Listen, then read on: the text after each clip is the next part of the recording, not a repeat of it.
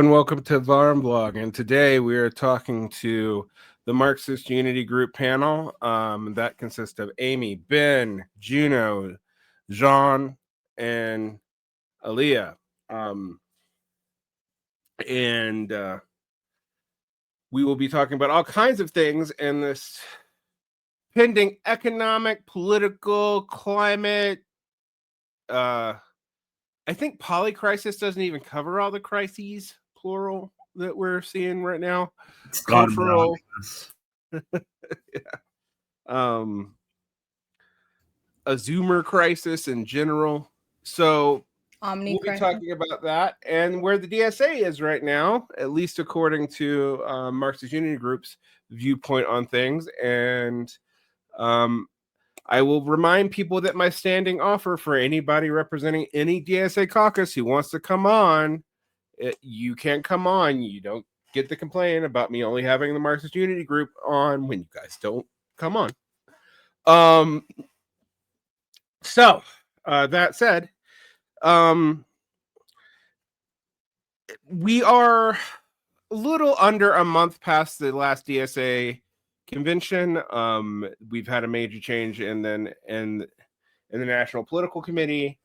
It seems like the DSA's orientation is kind of shoring up.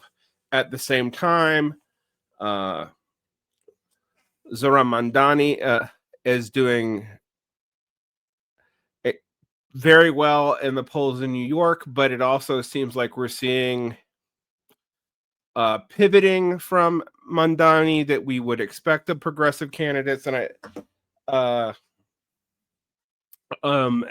maybe that tells you what I think right there. So I wanted to get you a general feeling of where we're at, and we're going to start with the convention because that's the first thing. And just so you guys know, we're going to start there, but who knows where we're going to go tonight because there's about 80,000 things happening at once. So much so that I actually increasingly try to not cover current events because by the time I post on them, they're usually out of date. So we'll start with Amy and go clockwise from Amy to Ben to Aliyah to John to Juno. All right. So what do you think was achieved from Marxist Unity Group's objectives at the last DSA convention? Go, Amy. I think the biggest thing that we can see, obviously, we got 3 NPC members elected, which was our target. That's myself, Sid, and Cliff. Sid, I think, was on, we did this previously. And then also we've got principles of party building passed, which I'm very proud about. And that kind of sets out like what it means to be a party, because that's something, I think it's something really important just because like both it's our vision of what it means to be a party, a socialist party, and because we don't have anything like that in the United States. I can't say what the history looks like exactly because I admit I haven't really studied it, but for at least my lifetime, which is not that long, but for at least my lifetime, like we haven't had anything that meaningfully looks like a political party, as in somewhere that somewhere people can get involved and practice democracy together, essentially, in determining what it will be and what it will be, what it will fight for, and then put those politics into practice. So I think that really is like the most important thing for a party to be, and that is a big part of kind of what we laid out. I'll also say I think that although we didn't get the program that we wanted, I think the fact that we did see, I think that adopting the Workers Serve More program is a step forward in terms of having DSA have a fairly concise program that describes the things we're fighting for, not just an immediate term and not like a laundry list of, the 2021 platform, which was fine. But, if you tried to print it out, it'd be, 50 or 60 pages. the fact that now we have adopted a program that is more concise, that is still fairly thorough, I think is a big step forward, even if it isn't the one that we wanted. And ultimately, like, we had a pretty good showing on the I think revolutionary program for DSA is what it ended up being called.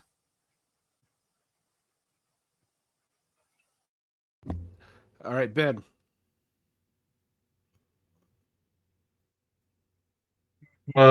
Amy hit on the top the two things that, like, I think are the biggest. We really showed up on the NBC stuff. We hit Marx. It was perfect. We on the principles of party building. That's definitely the one I'm like most excited about. More generically, I was very confident it was going to be a left convention. Well, okay, let me take a step back for a second. The You were saying before that this is like a big change. Like, one of the arguments I've made for a long time, I will continue to make here, is that we have not really seen the change in the makeup of convention of any real significance since like 2017 at least. It has always been about 35 to 40% right, 15 to 20% center, 40 to 45% left. And that's just been a consistent, like, you can just look at 2019, 2021, 2023, 2025, numbers are the same. There are changes, it's been changes in what those things mean in the present political context, and within DSA. So bringing that to like the question here, one thing, like, so though I was very confident it was going to be like a leftish convention, because it usually is, I was not confident about one member, one vote, which was never going to pass because it required 2/3. But if it gets 50%, it creates like a political context where the right can go brainstorming the same way a lot of folks did with the anti-Zionist resos, chapter by chapter, and like fight that out. With a 40% margin, that's a much harder case. So I'm really excited about that number too. Okay, well, I actually, yeah, I mean, on what's been said, I hate to harp on the point. I will say a big takeaway for me with our program proposal was that, running the numbers ahead of time and, gauging where we were at and, I don't know, kind of what our margins were going to be. I think our proposal did better than we expected by quite a bit. And because I think, went into it, there was a general sense that it just wasn't going to pass at all. And so I think that, not to say we weren't whipping for it, we were writing articles, we were talking about it, we were doing all that stuff, but it definitely, I think, took a back seat. And I think that what I learned was that we can maybe be a little more optimistic, maybe a little more bold. Sometimes our stuff just honestly does better than we expect it to. I think our ideas are popular, and I think that, ahead of time, and it's actually just not even mug. I think what it shows is just the value of deliberative democracy. You get everybody together, you're answering questions, you're asking questions, and there are shifts. So you can't always, go into it thinking you know exactly what we're going to get. And so I think that a lot of the feedback we got was, well, we kind of like where you're going with this, but we didn't feel like we got to be a part of it. Maybe we wanted our own kind of proposal to match up with it. So I'm thinking that next convention, the program battle, is gonna be happening again. And I'm hoping that it's, kind of more org-wide, and that we get to have a deeper, richer discussion about what a program's for, what it's supposed to do, and just kind of expand that conversation. So, So I'm happy about that. I'm optimistic. But enough on that. I will say, and Juno will say more about this, we got 3 bulletins out. We got a fresh bulletin out each day for the second convention in a row fresh articles. I think they're well written. I think they're exciting. I think this one's even more beautiful than the one we got out last time. And again, I think this really just shows the value of long form polemic, of even when you are in a room with people, speaking with your voice, there is still a real value to writing and proliferating writing and getting people to engage with each other that way. So that was really exciting to be part of, really exciting to see. Yeah, those are the things that I think are really awesome and that I'm feeling really good about.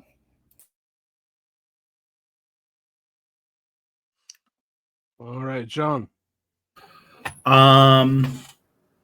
Since I know Comrade Juno is going to talk about the bulletin, I'm going to talk about a broader shift. On the one hand, it's tough to read too much into convention because of so many specifics about when.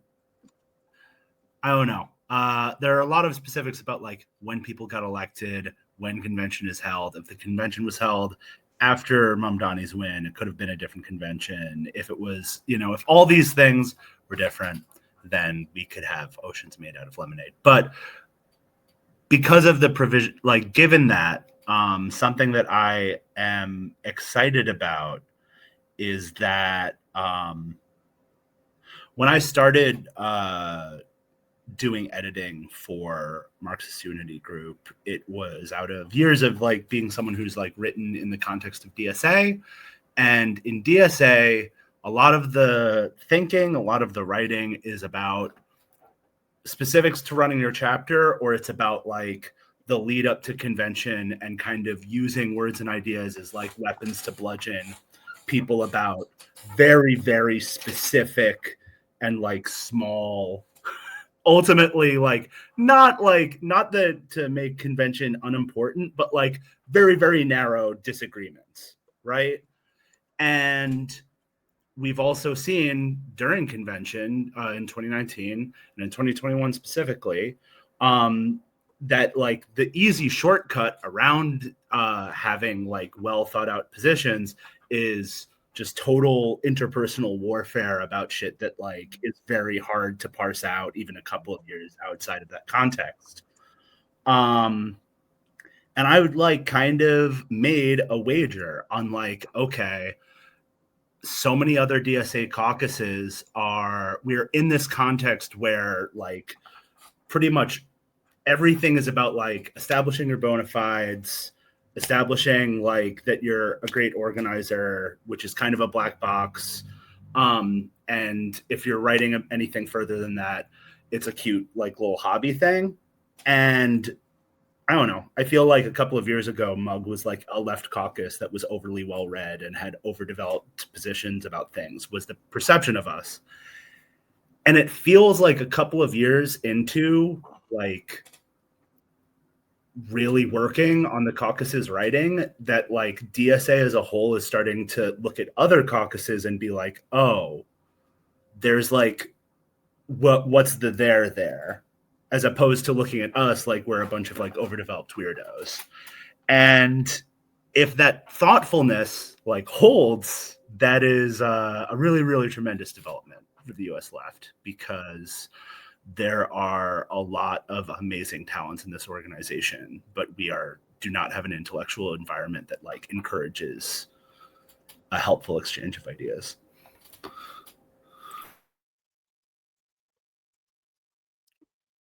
Do you know?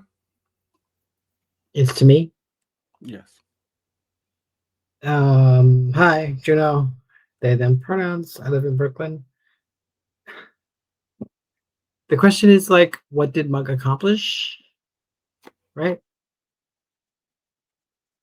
Mm-hmm. Okay. I appreciate my comrades saving the content of the bulletin for me. I feel like that's my main contribution to the caucus initiative, this convention and last convention. I'm so proud of all of my comrades that are able to write like really informative, and nuanced and also like reactive articles. Like we have a daily newspaper, so we're like able to publish analysis and reaction to the things that happened in the convention the day before. I feel like that really plays into what Comrade Jean is saying about like raising the level of discourse. And it also sort of reinforces our theory of democracy, where like our political tendency constitutes a minority. According to Ben, like the left might be the majority, but like what we think is still like a minority tendency. And so we're like exercising our right to say what we think about issues and try to have forms of debate that we believe are constructive and can like develop the politics of our other caucuses. So from my perspective, like keeping the mug brand of like nerds that like think things through is one of the main accomplishments. All right. So I guess we should kind of break down what are the various factions on the left and the right in the DSA from your perspective again, and the center. These percentages you throw out are actually, to me, somewhat misleading in so much that, as I commented during the convention, that looking over the caucuses that were considered left and the caucuses that were considered right, and I guess the caucuses that are considered center, it was unclear to me that there was a lot of unity on the left, and apparently there was, over key specific questions. But, you know, when I'm talking about, when you mention the left, the DSA, Libertarian Socialist Caucus, Winter Caucus, Red Star are all listed together, and they don't really share that much ideologically. So I want to talk about what we mean by the DSA left and the DSA right, and what is this mysterious DSA center that's been Sandra Day O'Connoring things for, I don't know, half a decade. And how did they, you know, it seems like, if anything, that's where there was a decline, is in the DSA center when I look at the NPCs. But I don't think the people outside of the DSA, they would know what this means. So anyone can answer. We went in order, but if you want to go in order again, that's fine. But I've just thrown that out to the floor.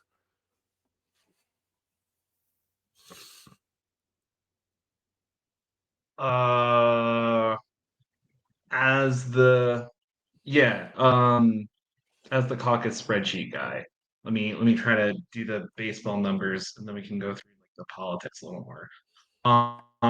So yeah, that's absolutely right. The DSA left is not a particularly clear information. Neither is the right. Just to like break down like very, very quick baseball cards. So the general tendencies on the left, like I tend to think about it as like the Palestine left, which is like SOR, Red Star, IC. That's all sort of IC is International Committee, which has sort of been merged into Springs of Revolution. And tend to be unified like uh, on almost entirely international issues, and like on a like I think it's fair to say like some more or less campus analysis. But even within that like sort of vague block, Red Star's politics look very different than SOR's. The Red Star is localist, but but in a like they're both kind of localist, but in very different ways. SOR is just a bunch of like it's people who do Palestine organizing, and like sort of has the politics of that. Very movement driven and very like I've talked to plenty of SOR people who are or this against free revolution, who like are in the Communist Party and like don't really care about like they tend to don't really care about like electoral politics as a general thing, discipline very much as a general thing. They have like specific issues that they think are key to the movement, and they care a lot about those. work-wise, they kind of think like politics comes from the ground up. Red Star has a similar analysis, like so Red Star has like some similar beliefs, but a very different analysis of that. Like much more at this point, like I think they've done a pretty good job of cohering something that looks like a reasonable set of like Marxist-Leninist politics, which I think is like a newish development, but it seems there to me now. So that's the sort of internationalist pure part of the left. Um, there's the LSC, as you were saying, who has some of those traits. Again, as you were saying, on narrow issues, is always going to vote for like anything anti-Zionist related, and it's going to vote for like, that's one thing most of us are like unified on. Just on the grounds of like Palestine, because Palestine has been this very central issue going all the way back to 2021. The and then, but that's like a smaller part. The bigger part of the left, I guess, once you like move those to a side, is I would say us. Like that's the other part of the left. If you're thinking about it in terms, which is like much more partyist, like very very consciously not like localist, not like we're not movementists. We're very much like we believe in the party. We think the party does base building. We think the party does electoral work. We think the party does a lot of things. But like for us, the party comes first. And that ends up like looking really, really different. Like because in New York, right, where I am, we like have all of these tendencies. So like we end up coalitioning with like people in the center on like some of these party questions a lot more than we tend to end up coalitioning with the folks on the left on them. And so like figuring out how to work out like those sort of like figure out political collections we can work on in a chapter that is very, very right.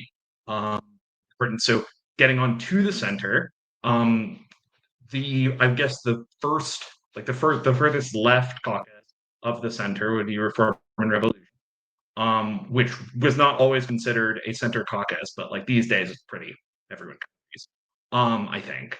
And I guess what defines them as center, I guess I would say that the left is sort of defined by like a combination of internationalist politics and a revolutionary politics. The center is sort of constituted by like an opposition to insider politics, but not always a super revolutionary politics. In BNR's case, they're just reformists. They're like middle of band reformists, so it's complicated, but like they're reformists. And then R&R are like SALT style, like very transitional. So like there is a revolutionary politics there. Oh yeah. And then the last few are Groundwork, which is the sort of partyist right caucus.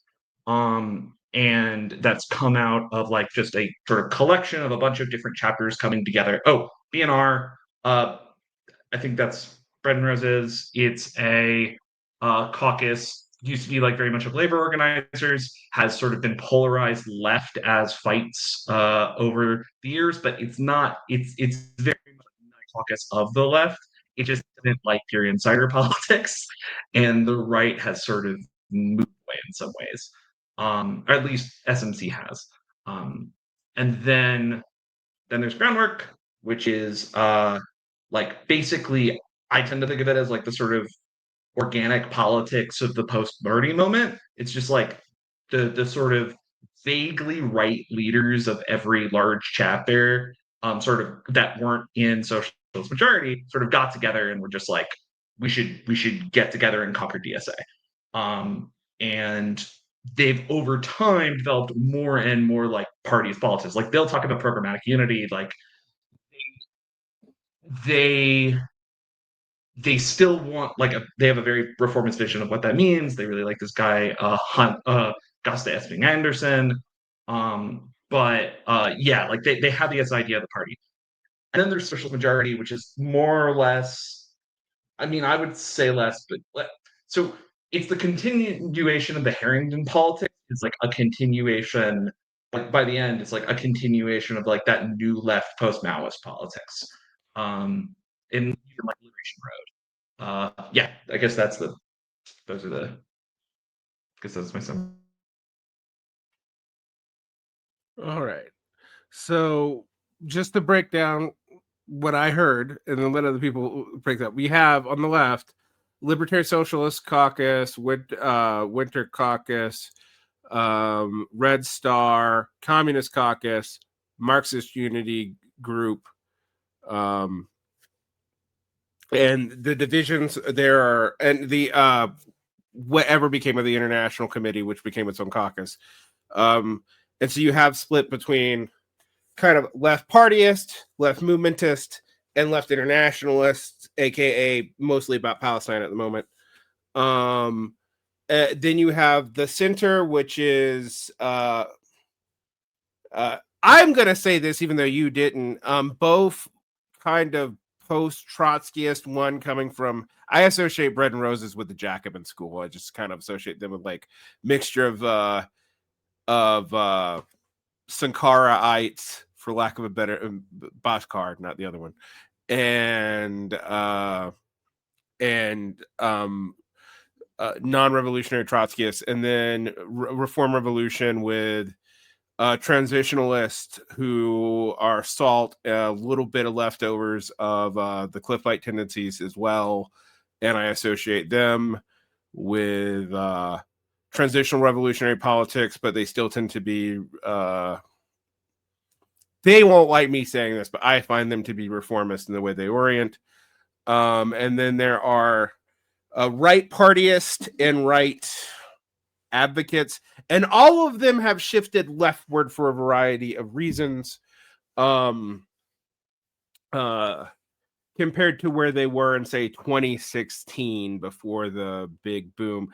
And I'll also say none of these caucuses, except for Libertarian Socialist Caucus, are that old, although Bread and Roses is also pretty old as far as the new set of caucuses go. But the caucus names have changed every time I've looked. Like groundworkers exist, and oh yeah, I forgot Socialist Majority. I guess that's like the most old school Harringtonite caucus, and they're also pretty old. But old here, I mean, the caucus system is a DSA expansion. Like were there caucuses before 2017, 2016? Like there were, but they weren't. But like the current caucus system doesn't arise from those. The current caucus system arises out of spring. That's where majority at BNR come from. That happens like around 2019, 2018-ish. Okay. Now, I'm going to throw out something that I often throw out to vex DSA members, and you've been warned. How did the caucus system not recapitulate the sex system outside of the DSA? Go. You vexed us. Oh, we're vexed. I mean, here is my take on that. Every single sect would be improved if it was a DSA caucus and had to interact with other people as equals. And they're made worse by that they can just be like, shut the fuck up. Your tendency was responsible for this or that atrocity, and now I'm not going to interact or think about this anymore. Yeah, I'll say ultimately, I think like it kind of is like, if we really want to generalize, it kind of is more or less like to what degree we are attaining to like an actually existing, democratic centralism. If it didn't exist at all in DSA, maybe it would kind of just be the same thing, except sometimes we're in a room together. But it isn't, because we, like it or not, we are constrained by each other. We co-determine ultimately our own potentialities through each other. So I just think that, some of the worst elements of, the this sectarianism are just kind of avoided. And this is also one of the reasons people think DSA is so annoying, and why people are always like, oh my God, well, I don't want to join DSA because I have to see you guys complain to each other online, which is like, whatever. Okay, like there's a reason, you know, you don't see PSL folks arguing online. They don't allow it. No, they don't allow it. So everything that's like sort of annoying about DSA to the super ultra left libs who talk to us about it, like that's what's good about DSA also, you know? Yeah. So Can I I'll jump give in? Go ahead, Juno, before I say anything. I think like the spirit of your question is like that there is sectarianism amongst like caucuses, but like these are just literally different things. Like caucuses are organizations like within organizations, and like as a member of DSA, I'm comrades with the other people that are not in my caucus. That's very dissimilar to like the structure of the sect. So on the one hand, like we do have infighting and like petty disagreements in a sectarian nature, but like we do have also like this common sense of unity that it's not characteristic of sects at all. Like, yeah. Yeah, I think regardless of your caucus, most DSA members who are caucused understand themselves as a DSA member before being a caucus member, you know? Yeah, and I think that like that's the important thing is there isn't that kind of thing that binds sects together. The fact that we have to interact and convince each other to do things, you know, that alone is a big kind of moderating factor towards the kind of sectarian impulse that I think is difficult to avoid for all of us, I think, at times. But yeah, at the end of the day, the fact that we're all in DSA, we all believe in DSA, and we have to interact. And at the end of the day, like, yeah, we're in DSA because we believe that DSA, whatever it is, can be the vehicle for socialism here. And that puts us together in a context where sects just aren't. Like, they may see each other as part of a broader socialist movement. They may see each other only as fellow travelers, if that. They may see each other as bourgeois shills, but that is something that, you know, we don't have the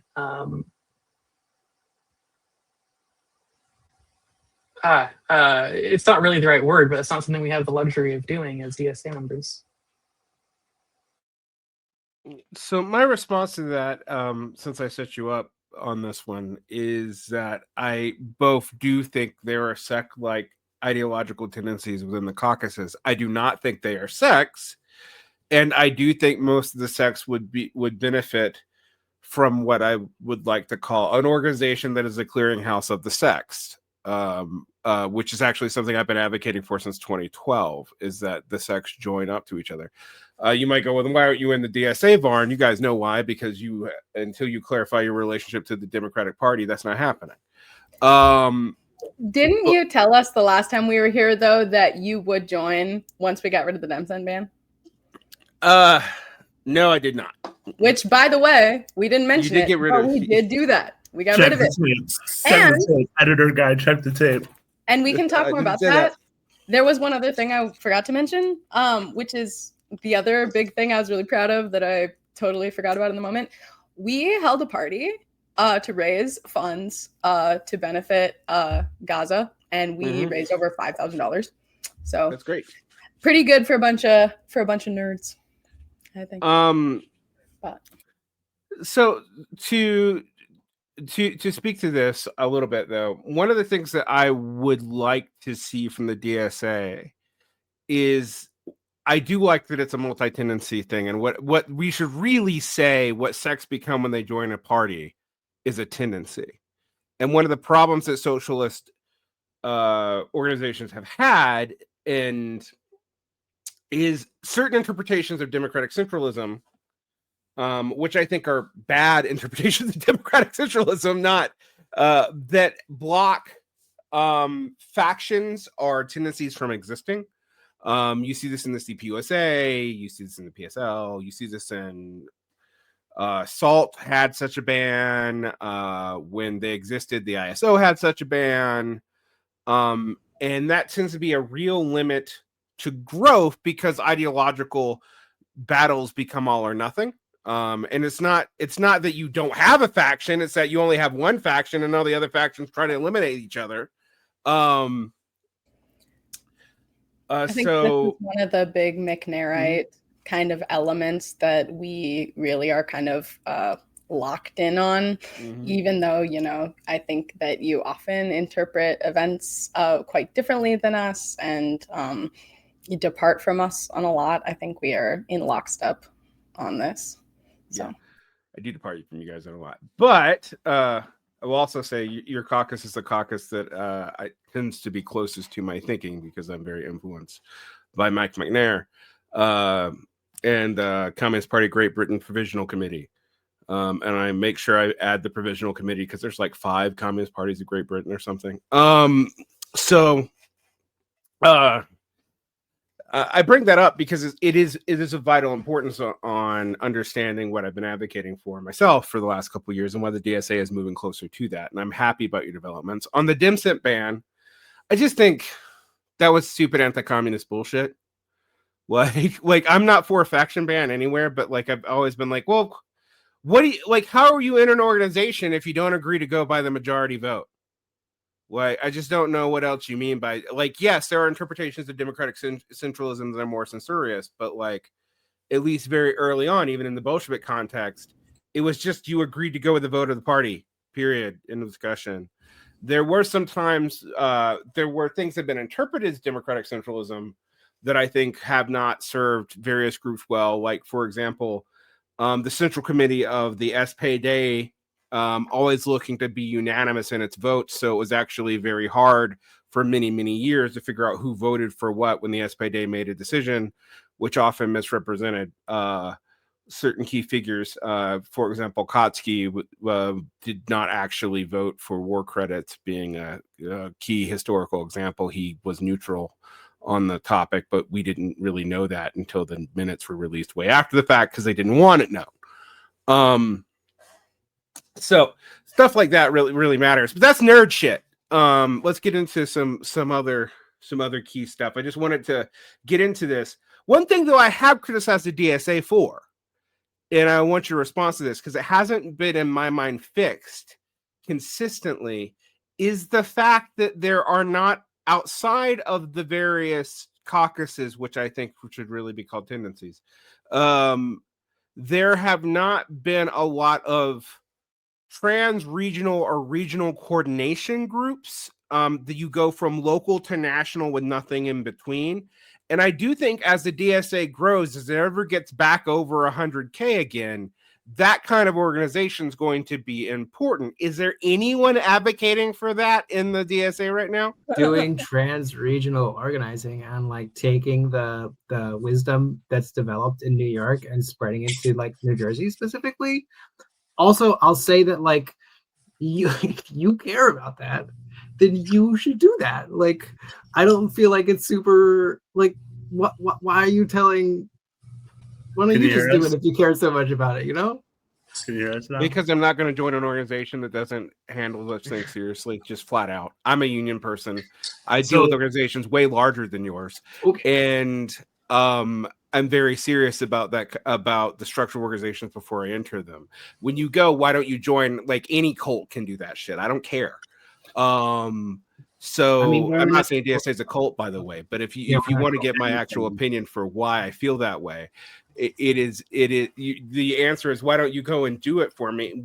Why would I join an organization as one person when I don't know if people have thought that through within that organization? I'll say this because like national organizing is, in my view, you could like be a force for change all by yourself and having like an individual impact on the trans nationality of our organizing if it's something that you really value. Like, yeah. I will say with regards to just the experience of being in New York, I think that a similar problem. I will not speak on California. California does have a regional formation set up. New York has had a consistent problem that I think has plagued a lot of other attempts at regional organizing, which is like towards what end, right? And the question of towards what end is such a controversial question.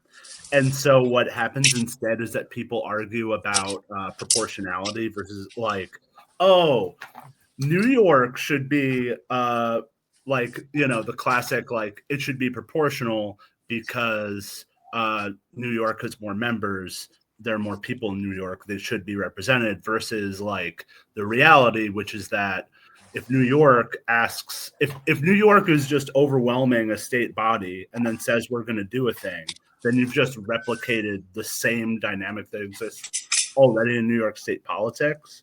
I've seen 3 different attempts at regional organizing not work because of this dynamic.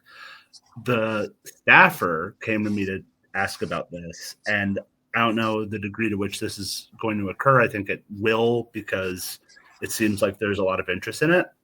There's just going to be coordination on like member orientation stuff, and you just need to have that like a degree of trust before you're the desire to just be like, we need to have a statewide body so we can have a Senate campaign. But I'm not going to tell you that it's so we can have a Senate campaign. It's like, that's been problematic. Yeah, and I'll say one of the difficult things too. There was a proposal to convention. I don't recall what its disposition was. May have just failed. But there was a proposal to convention that basically say, okay, we're going to set up statewide things. We're going to prioritize setting up statewide chapters. If there's one chapter in a state, then they'll become the state chapter. I don't think that's probably very good for chapters, to be honest. But kind of towards this idea of we don't want to just like leave at-large members out in the cold, I think was part of it. But I think a lot of people have seen from experience in California is one of them. There are some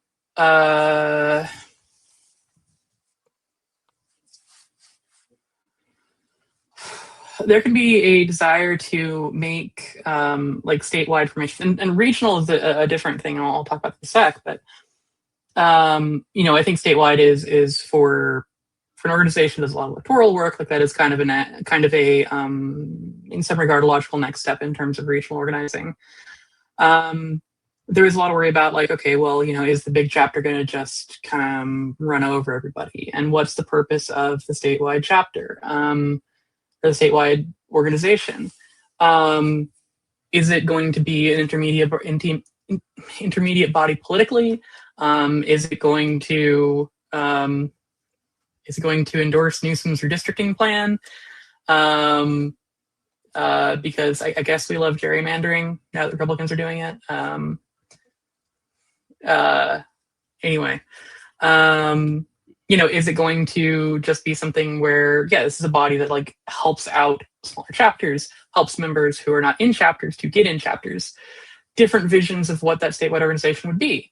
As far as like lifting up work that's being done in chapters to bring to other chapters, that's something that I think is really important.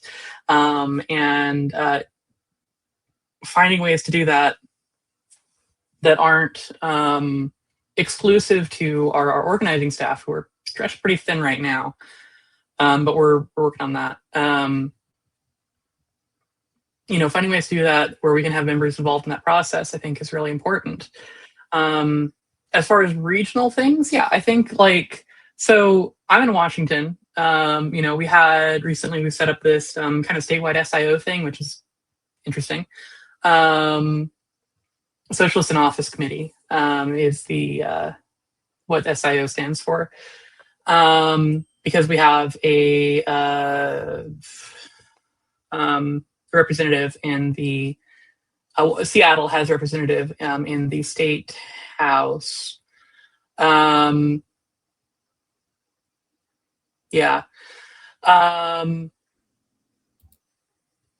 And that's sort of a kernel of things we talk about, like, what if we set up a statewide PAC? Because Washington has weird rules about campaign finance that kind of screwed us last year.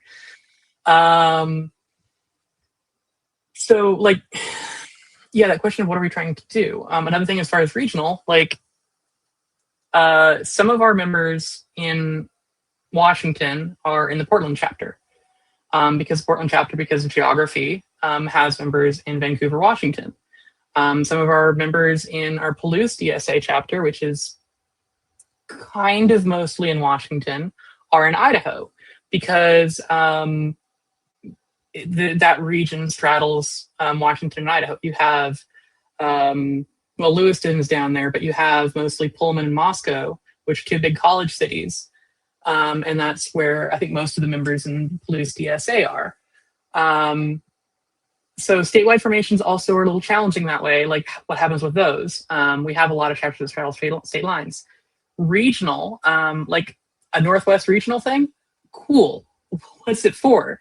One thing that we do want to talk about, that we've talked about doing again, and I think we do want to do, is regional organizing retreats. Now, that's not really like organization. I'm not gonna say that it is, but serves as a way for members from different chapters in the region, and that'll be fairly large region, like the Northwest or New England, or some section of the South, or kind of central states.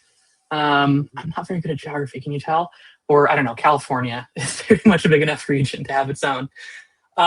The idea is you have members, you bring them together, you can run some trainings, but also like exchange ideas and form some of those connections.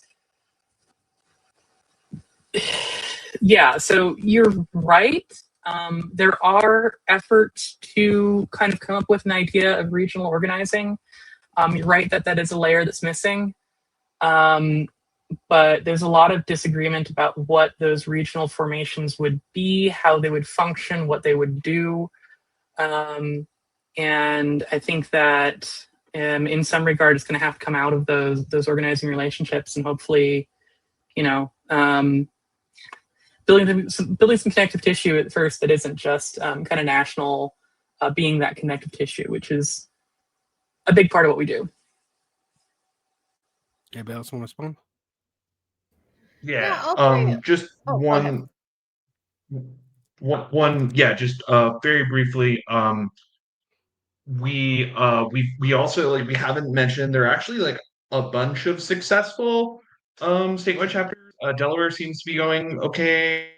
Maine is going well. Connecticut is going well. It's really just like, it's the organizing question in like all of these cases. And in New Jersey, we thought it was going to go well.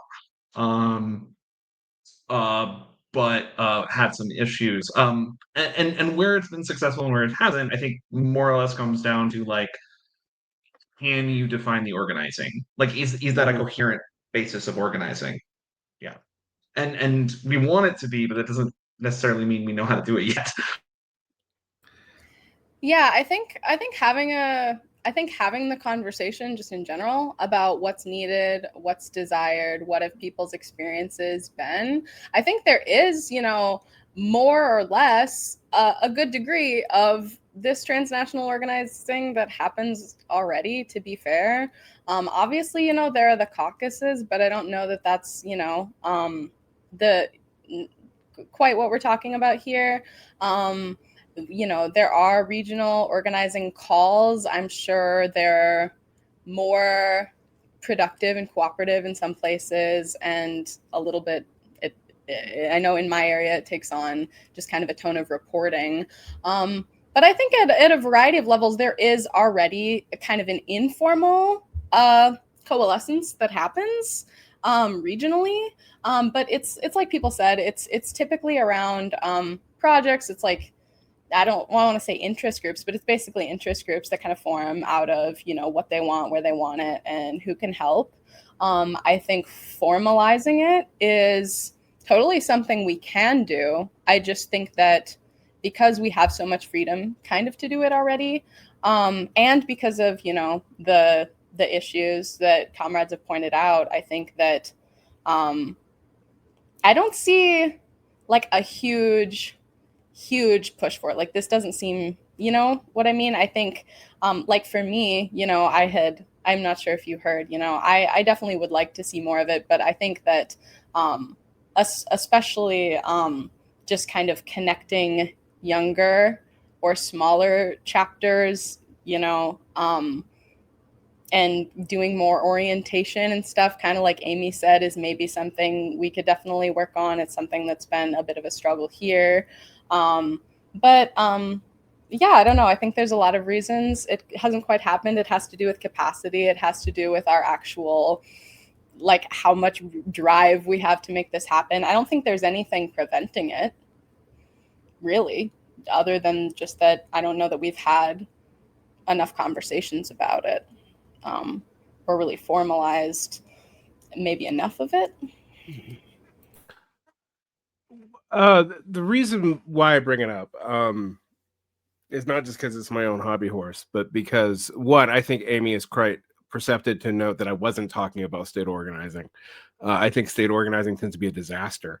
Why would we replicate a failed federated system in the very thing that you, I mean, particularly from Mug's perspective, right? Like, it doesn't make any sense for you guys to advocate the problems of federation in the Constitution in your org, nor would I not want it to be a centralist organization.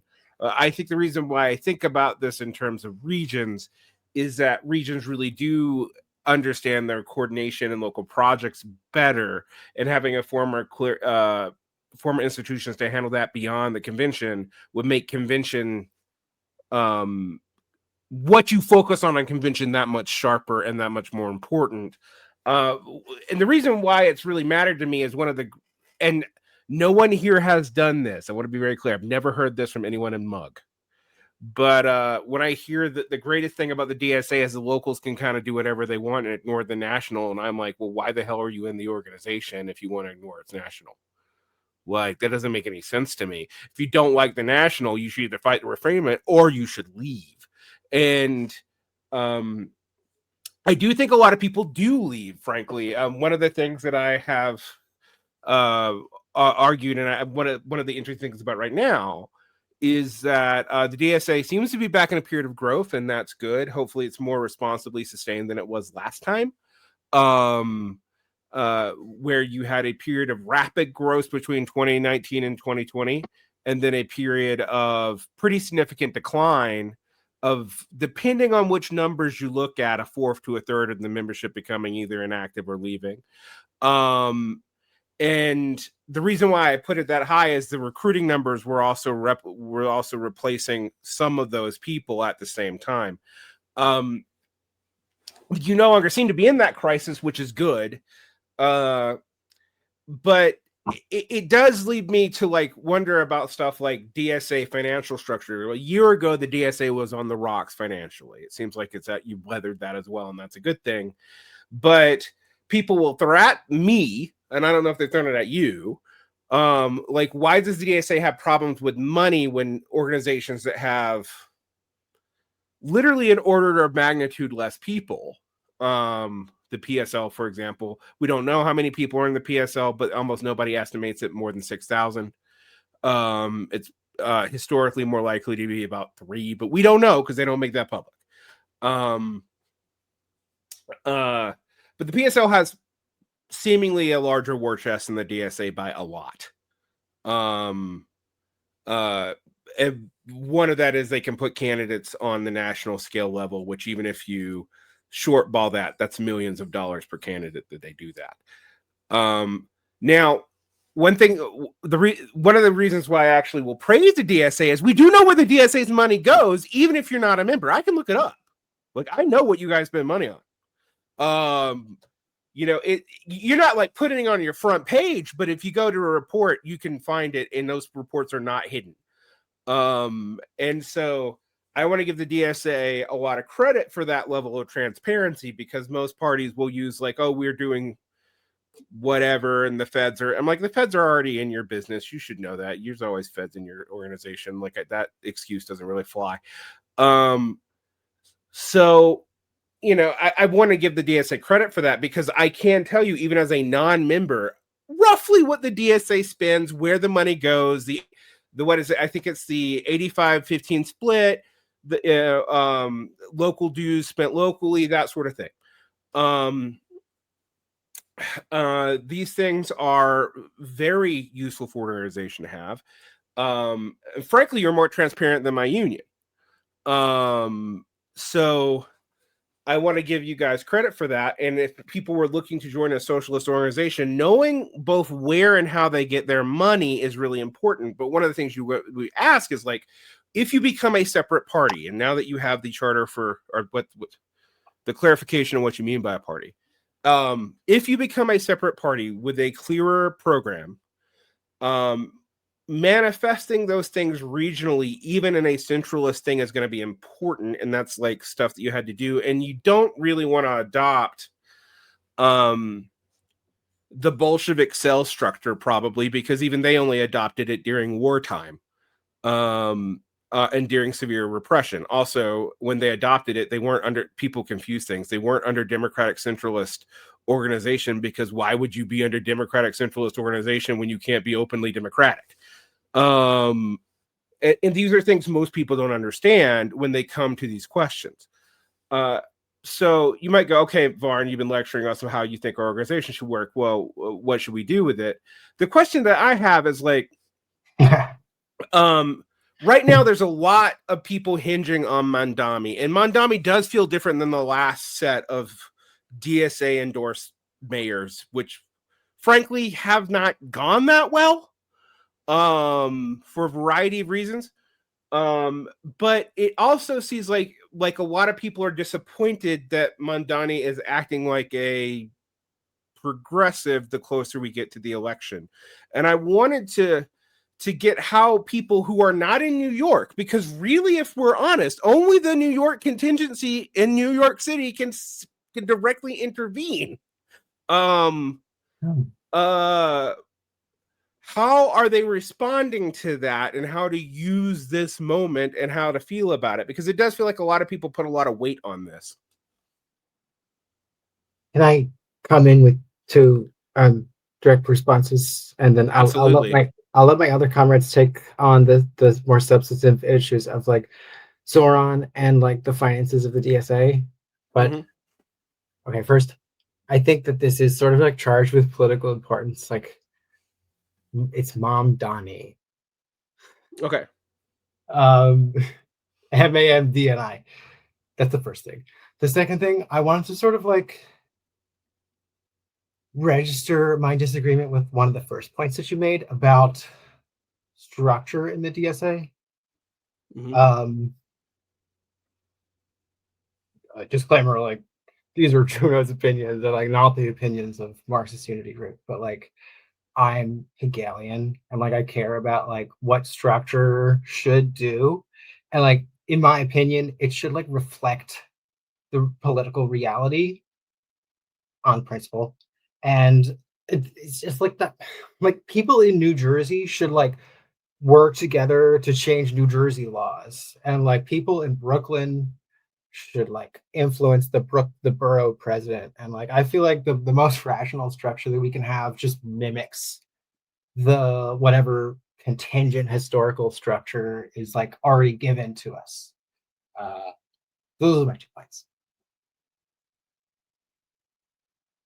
I'll just say about the finances is that the reason that our finances are transparent are the same reason that PSL seems to have so much money.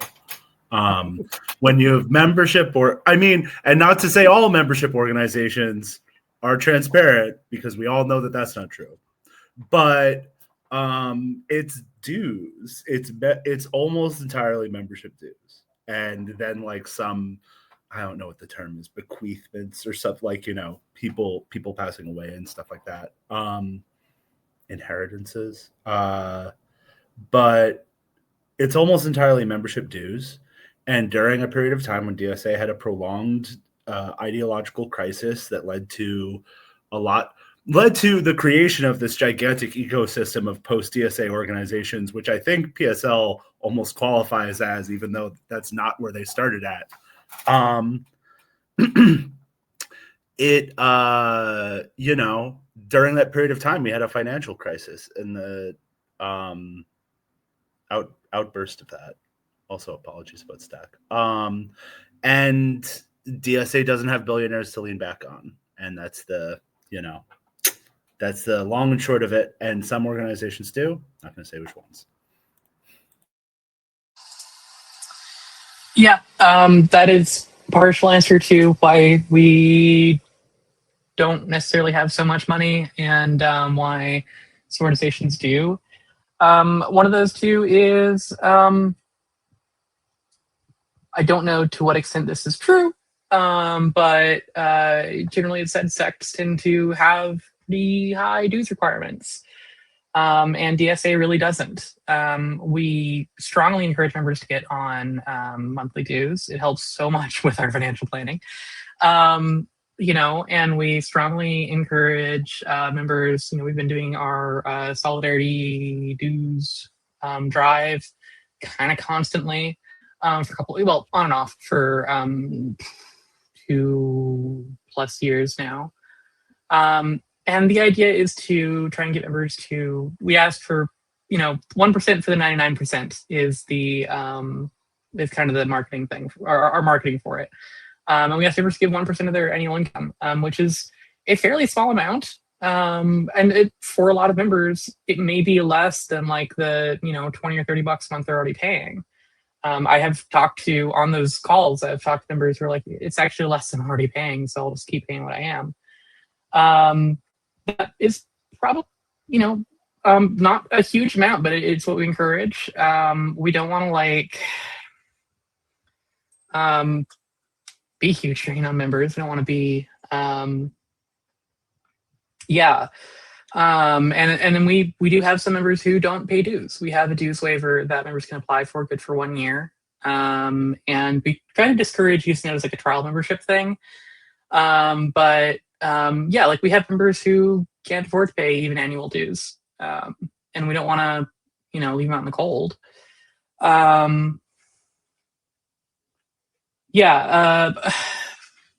Part has changed too is we are in a period of upswing, which we are trying to find ways to sustain better. I think if one thing I'll say, I think the chapters have gotten better over the last couple of years. Not something that I, as someone on NPC, or I even think necessarily national as DSA, can take credit for. But a lot of chapters have gotten better retention over the last couple of years. Also, we're hopefully not facing a pandemic breaking out, which I think just it puts a huge damper on organizing when you can't organize in person.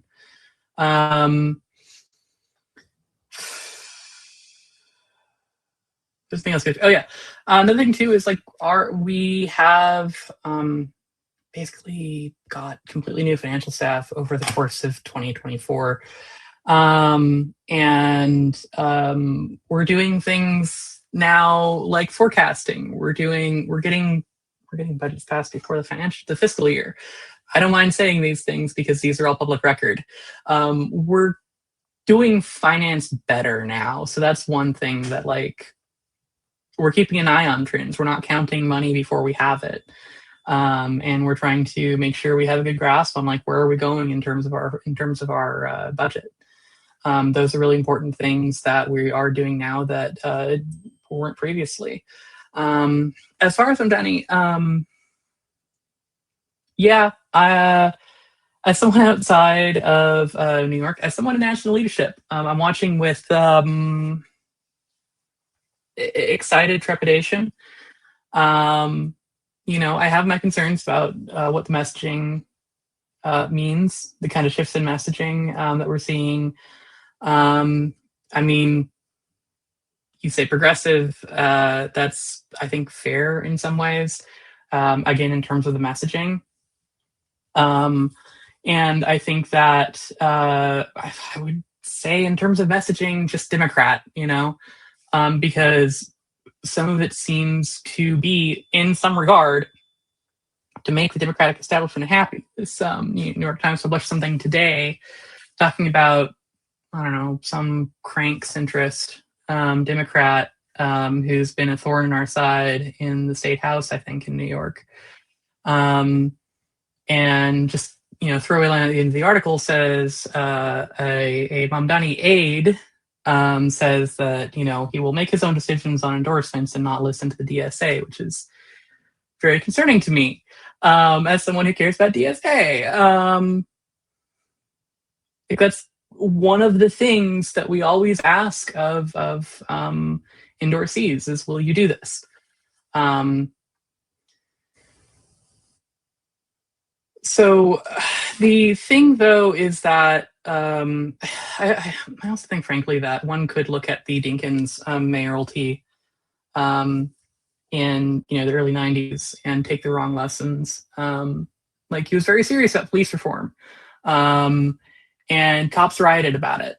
And you could look at that and take the lesson that, well, if you're nice to them and don't play up that you're going to get the cops under control, then you'll have an easier time working with them to get things. I don't think that's true. I don't know if that's part of the thought or not. The thing is that any thought process about the campaign is not transparent. Any thought process, any communication happening between there's basically no communication happening between DSA as DSA and the campaign. Whatever communication is happening between NYC DSA and the campaign is opaque. I'll let Ben speak to how much members in New York can actually know about that or influence it.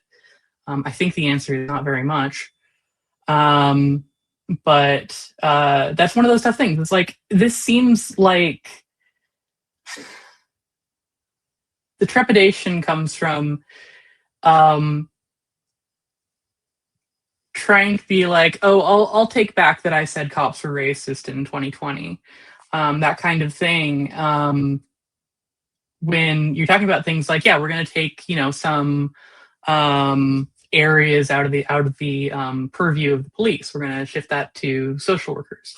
We're going to disband the strategic response group. They're protest SWAT basically. I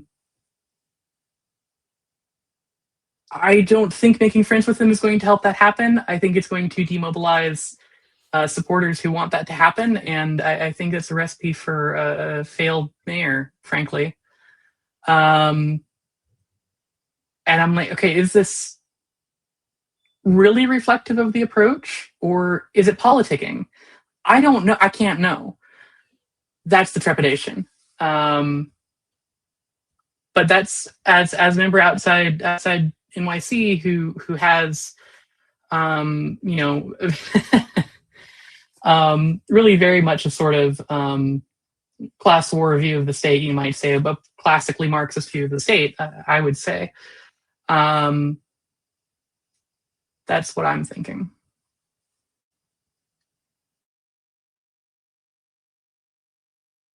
Ben, Leah, anybody want to speak, or anyone in New York want to speak to the New York situation specifically? Yeah. So, for a little context, I've been a DSA or NYC field organizer, for 5 years now. So sort of in there. I'm field leading for Mandani currently. And I helped out a little bit on some stuff with it. The thing I guess I would so the points I would make are a couple.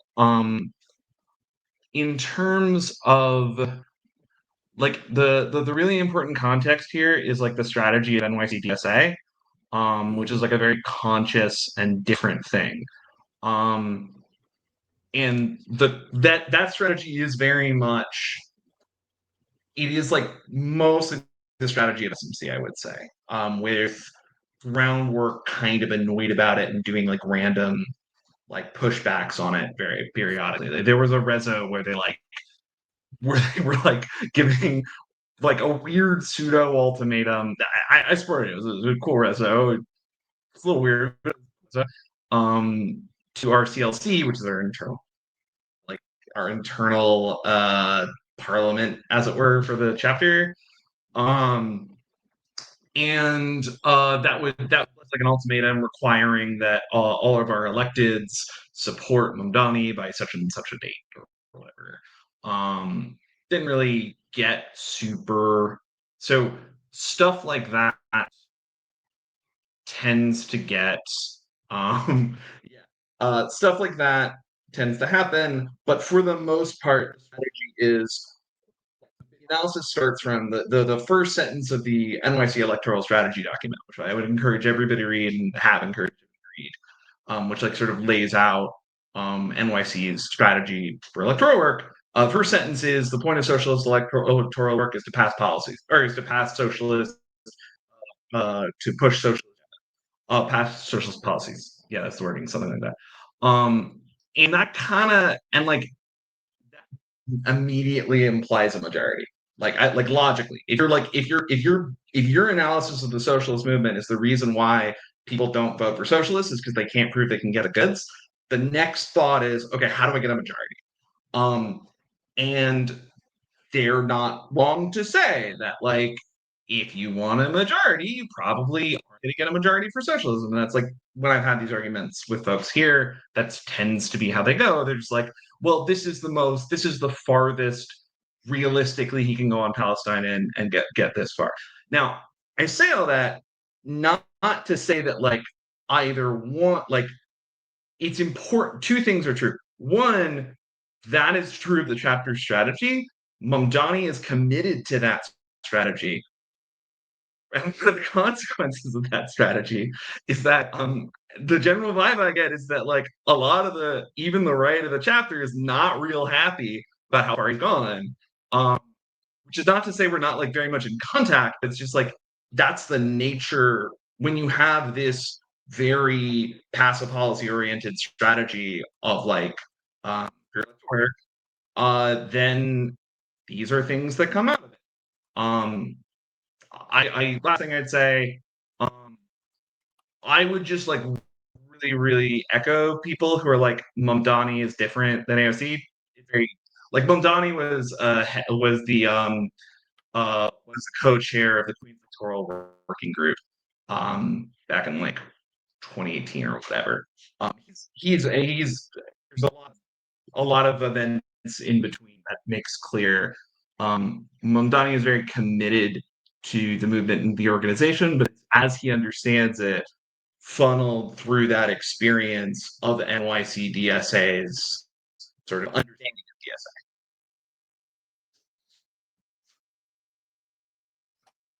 of DSA. Okay. I hope that makes sense.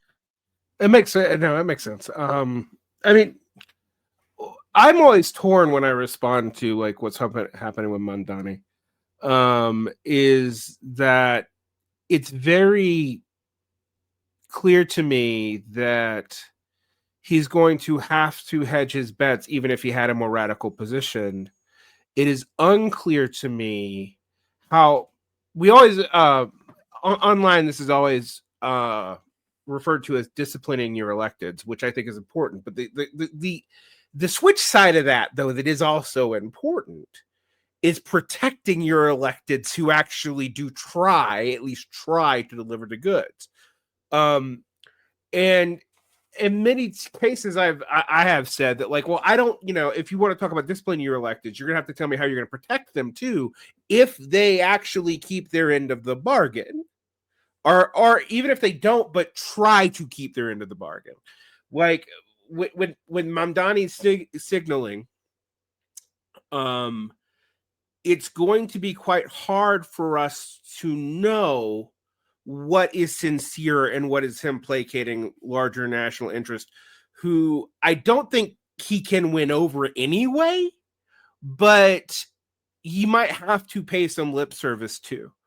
And I mean, the two models that you often see proposed as models for DSA mayors. I mean, we don't talk about Chicago very much because that hasn't gone very well. We will mention Jackson, Mississippi, but honestly, that didn't go very well either. That's not the fault of the mayor in that latter case at all.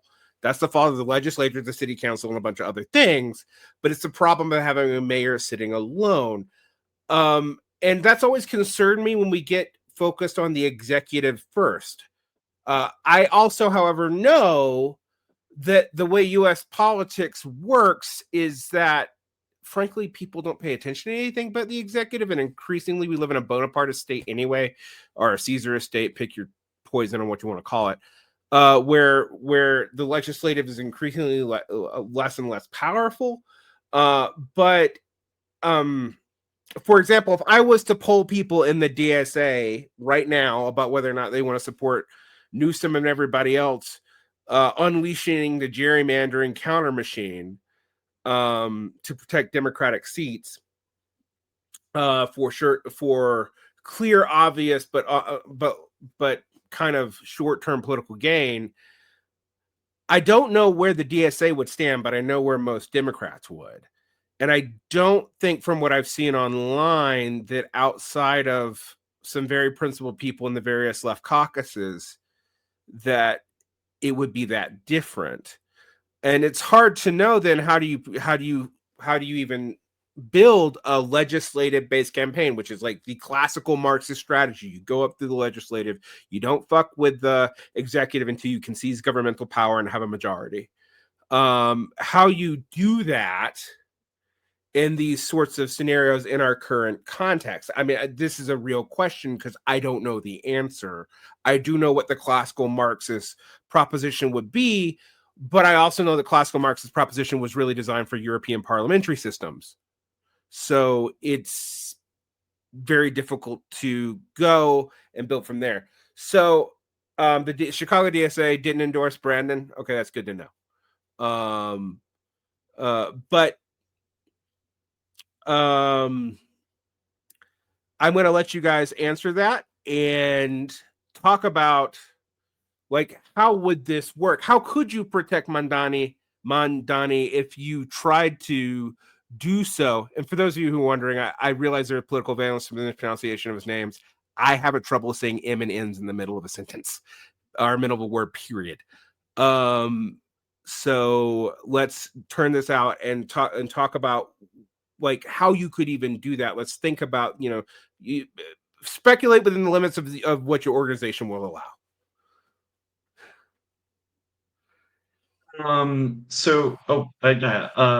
me, before I do that, let me just say because this is not a new problem, and there is an old American socialist movement, and there's been a solution. It's the Dem solution, which is you run on a platform of getting the executive, more or less. You run for the executive with the intention of disempowering the executive. And like so the piece that I like, because I can't write anything, hasn't been written, but the piece I've shouted at like half of the Mandani campaign and most of Mug and like a lot of other people at TSA is like, yeah, why don't we just do that with Zoran? Like, look, no, you can't abolish the police overnight, but you can say, no, I can't abolish the police overnight, but here are the things I can do. Maybe one of the most important of which is to shift power away from the Bonapartist mayor of New York City to the city council, who really doesn't like having the power, because when they have the power, they can't tell their constituents, no, I can't do this. Like, that's a very powerful dynamic in NYC. Like, and like the answer I've gotten back, I remember I was talking to like some of the founders of the electoral program back in March about this, and like they were basically like, well, when I was talking to campaign people about it, they were like, that's July, which is like, what do you do later? We're now in July, but I think their answer, and like their consistent answer, is like, people don't give a shit about like presidential powers and like legislative powers. And I have two thoughts on that. One, I don't think you should run a campaign exclusively on that stuff. I do think the affordability measure has been effective, and I think any new messaging has to like figure out how to integrate that. The second thing I would say is yeah, like maybe we don't really know how to pitch the legislative stuff at the moment. But I don't know, man, if we can't figure out a way to like make democracy politically saleable, like we have much bigger problems. Like I don't know. I don't know how to do it overnight. But, like we gotta start trying. If we're not, what are we doing here?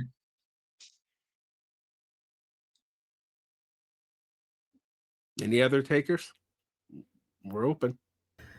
Yeah, I'll say, I mean, I'm not in NYC, so I am not on the inside of their political machine. And I think that our members who are closer to NYC DSA, not to say they don't still have their critiques, but I think they tend to be, I don't know, they have their own way of dealing with NYC DSA's kind of how they like to position themselves and how they like to do their work.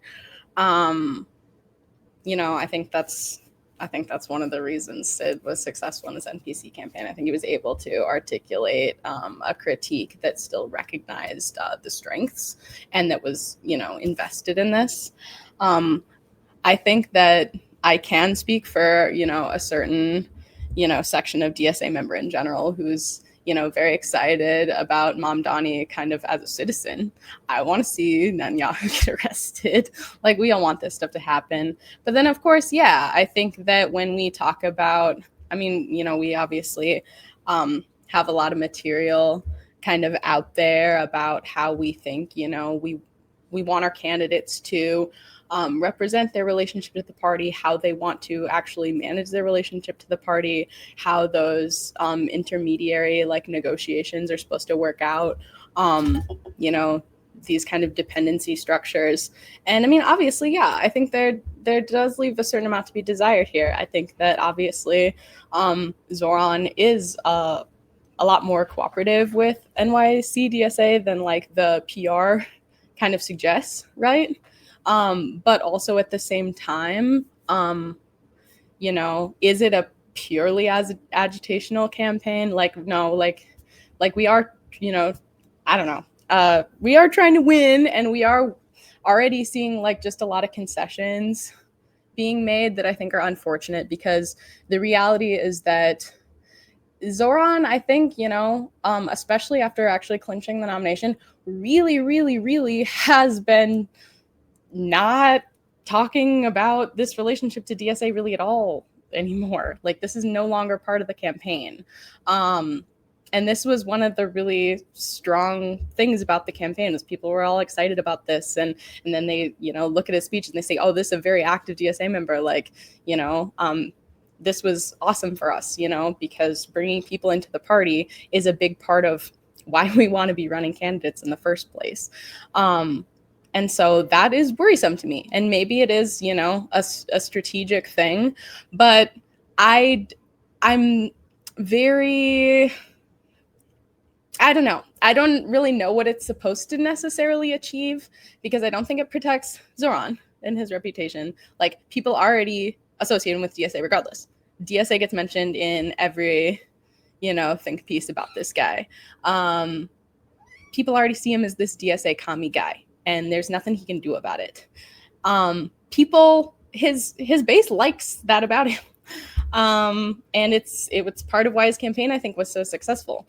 And so distancing himself now, I don't think is fooling anyone. And it doesn't, I don't think, protect us either necessarily, because again, like, the relationship that is there, it's known. And so it can almost reflect a little bit poorly on us too. I mean, you know, we all see the kind of hating from outside the club or whatever, but I think, you know, we all care about it and want to listen to it. And I think that people who were, you know, more excited about a Zoran campaign have lost some faith in the ability for this to be kind of, yeah, I don't know, a really oppositional win. And actually, I mean, there's going to be gains for the working class. You know what I mean? There's a lot of good stuff about it. So I don't want to say it's a big nothing burger.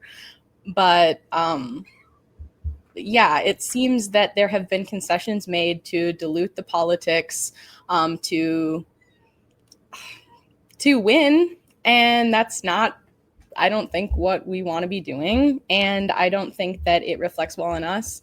And I think that, yeah, there's some nervousness around Zoran, and whether, because he's bringing a lot of attention to us. He's definitely bringing a lot of attention to us. So good or bad, if this, I don't know, if the relationship isn't where we want it to be, but then, the heat is kind of being brought down, it makes people nervous. Whether that's right or wrong, I don't even know if I know enough to say, because I'm not in NYC. I'm not a field lead. And it is kind of opaque, right? And I think that's strategic, but it makes me nervous too. So do I hope he wins? Definitely.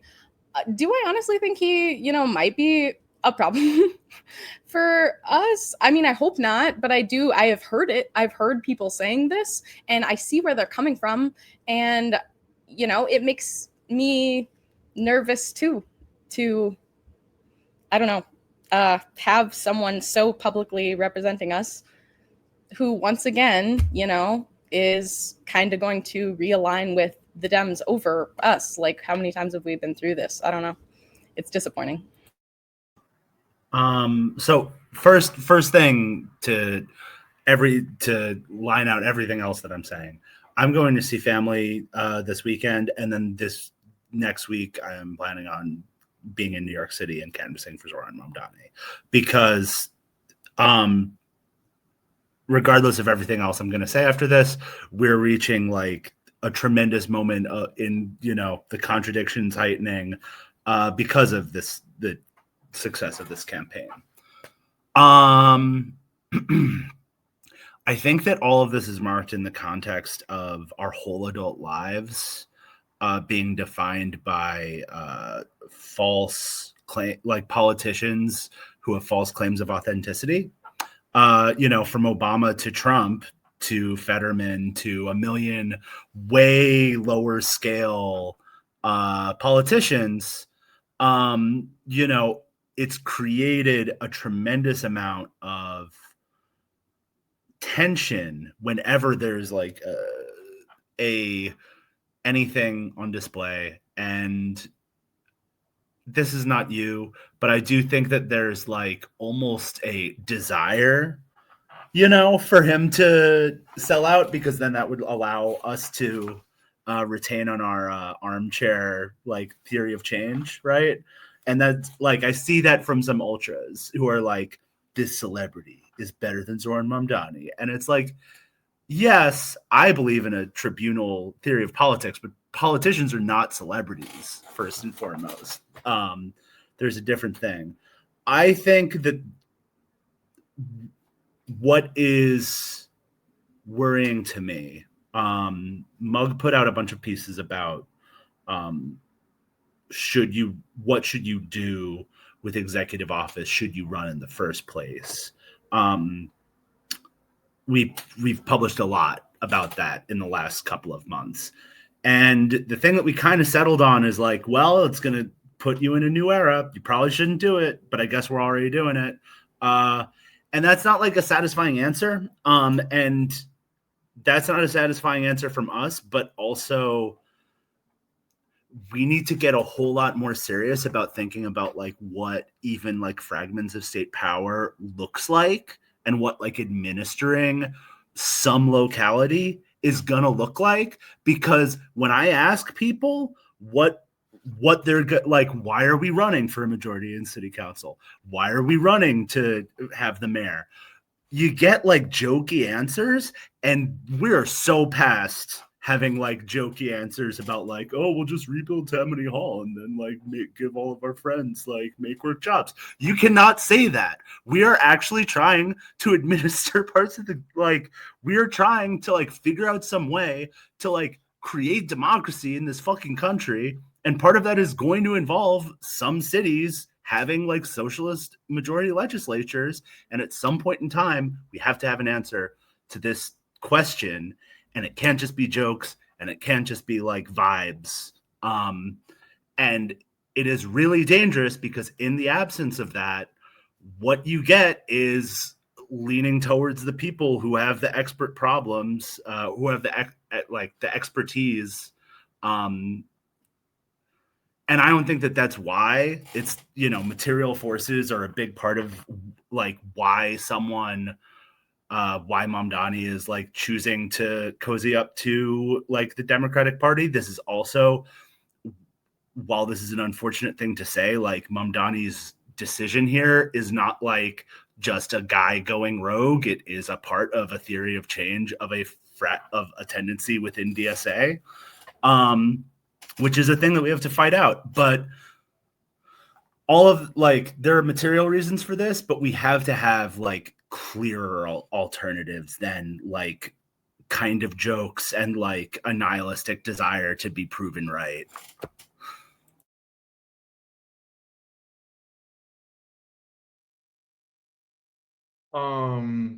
Yeah, just I'm reminded of something that I was talking about, like, because this is not just like a cranky DSA left concern either. Like, there are like some very basic mechanical problems with this whole pitch here. Like the whole idea of like running for New York City, like running for mayoralities for as long as it's been done. Like it's been a very, very important part of the American socialist movement for a long time, and it's been a mess for a long time for pretty simple reason. All the money lives in the state. Where's the money come from? And it's going to be an even bigger mess because it's like in New York City, in order to get that money, you have to get it from the state. And so the plan is, I think, to like I've heard people argue this. The is to basically make Hochul the enemy. Like turn like look, I can't do this. I can't get these buses because there isn't the money for the buses unless the state gives it to us. I can't do the buses because of the governor, which is fine until you think about the fact that you have to get that money from the rest of the state. So it's like, what's the plan here? And like a lot of there were the Mamdani run was not, by the end it was kind of like the fact that we endorsed was kind of a given, but like leading up to it there were a lot of people in SMC who were pretty skeptical for like these reasons, where it's just like if we think about it just in terms of the NYC DSA strategy of just like passing material reforms, cities are pretty weak in this country. Yeah. Anyone else? I mean, I'll say something and I'm going to turn it back over. I think that's a very important point, is looking at where funding comes from. States can raise funds. Federal governments can print money. But cities can't do either of those things, really. I mean, they're either relying on state taxes or municipal bonds, and municipal bonds means you are subject to capitalist. And we can look at Dinkins, we can look at Kucinich back in, I think the 80s or late 70s. We can see the bond market undermine these people, even if the legislatures don't, which usually legislatures do. And I think that's a good very important point, and I'm glad that people in the DSA are thinking about it, because the socialist mayor strategy is probably the longest run strategy that electoral socialists have had. I mean, that in city councils. If you look at Kasama Sawant with the city with this Sama Sawant, I was unclear if I pronounced that K. We can see that it used the resources of an entire organization to maintain that city council seat. And while Sawant did a lot during her first year, after that first year, her city council victories are pretty much just staying on city council, which I even think she herself acknowledged when she stepped down. And so these kind of individual campaigns around individual figures always just leads me in that lurch. And how do you protect them? I guess this brings us to an implicit point in all the discussion here. And I maybe some people who haven't talked a lot, like Juno, can can speak to this a little bit. How do you pivot, um, around one of the problems with let's say left populism, and I'm not saying the DSA is running a left populist strategy. I want to like pin that before anyone accuses me of accusing you of that. But is that popularism always meets people where they are now, and we have to acknowledge the material facts of where people are. But it's always seemed to me like the purpose of a political program is to move people, not just to like give them what is popular under the current conditions, because you're also wanting to change those conditions. And that seems like a very hard tightrope to walk. And I mean, I can think of one successful move for this in US electoral history, and that is Debs. That pretty much is the example of someone trying to do that. But how would you do that today? Because you don't just like, on one hand, you have to deliver policies for people, otherwise they're not going to buy into you. On the other hand, and the right has successfully done this, and by this I mean the general right, not the DSA right. They have changed people's desires by what they put on offer, and the way that like left populists in Europe have not been able to do. So, how do you kind of meet people where they are and simultaneously pull them? And I'm going to let that be open to anyone, but I want to start with people who haven't been talking as much in this last round. So, okay, I stacked to talk about. I'm gonna address your like last question first. that's fine. You're talking about like appealing to people's views the way they are versus trying to like be the force that causes their political development, which we anticipate to have a leftward shift. I feel like you do that by being really vocal about what you think. And in order to do that, I feel like you have to give up on what you're saying about delivering politics to the people. The way I understand it, it's like you don't want to be part of the governing coalition because then you're responsible for all the bad shit that happens. And it's not worth joining that power and like getting free buses sometimes with like specific lines or all free buses. It's like not worth it to do that because you're making yourself accountable to all of the things that all the evils that you're claiming are caused by capitalism. So like the alternative view is that instead of delivering, you just are feeling like noisy and vocal about what you think your vision for politics is. And you could still do that and fight for reforms. These are not like mutually exclusive things. But like I feel like that's our general views on that. The next thing I want to stack about like Zoran and comment about this idea of like electing a socialist mayor. For context, like I've been a paid canvasser for multiple New York City electoral campaigns. But I didn't participate in the Zoran campaign because I don't think we should run for mayor. But now that we get a socialist mayor, like the question about what he can do is sort of still interesting. So like my thoughts here are that he can like, I think someone already mentioned this, disempower the mayor and empower the city council. And then change maybe the charter of the city to be like proportional representation and have a more suitable environment for political democracy in our city. I think he has the power or capital to probably do that. He has a bully pulpit. He can be like, get on TV and be like, immigrants are welcome here. We're going to open the stadiums. We want you here, and like be a forceful good for like immigrant rights. And yeah, I feel like he could also, Zoran's campaign is one of the most hopeful mobilizations of volunteer canvassing capacity that we've like ever seen, right? How many was it, like 40,000 unique volunteers? That's amazing. And like Comrade Jean's point before about like the person that gets elected sort of like reflects the average view of the canvassers that like put in the volunteer capacity to make it happen.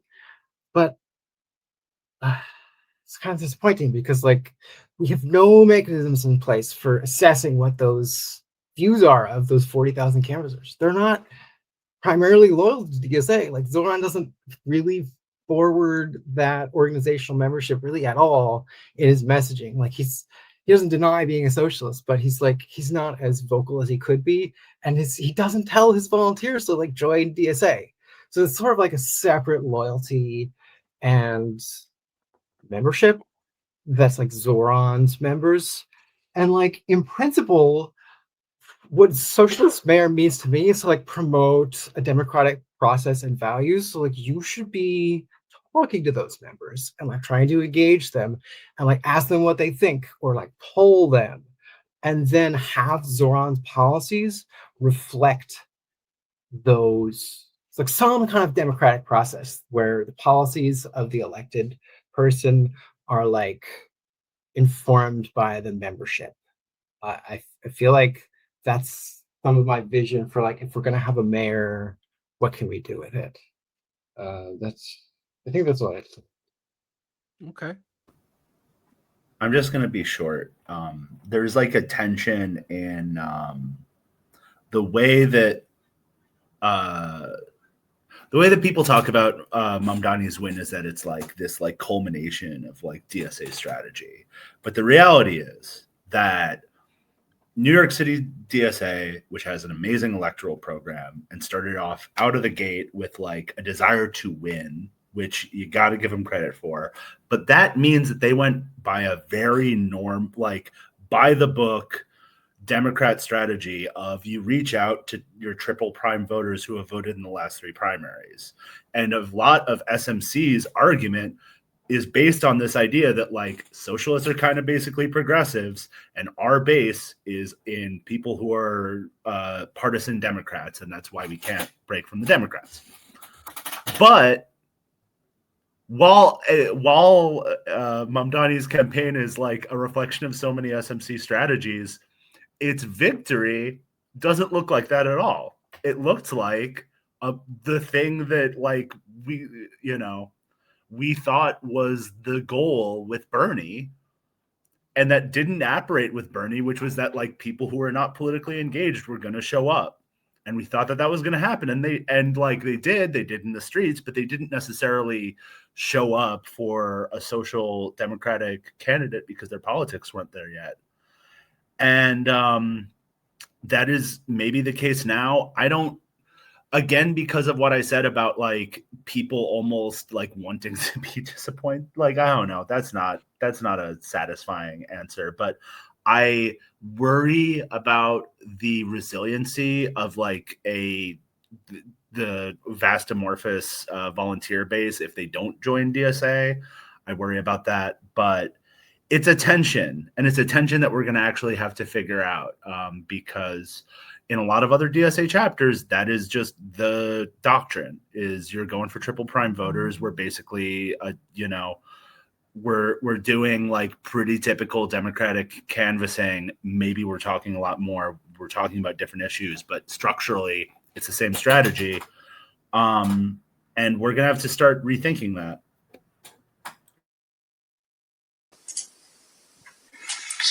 Yeah, I think something like Juno and Ben were both talking about. I think Ben says it in a much more eloquent way, but I think for a bit has been, I think a socialist executive needs to be a wrecker. Well, yeah, socialist executive needs to be a wrecker, and like if you're going to run for executive, you need to be ready to be a wrecker, a martyr, or both.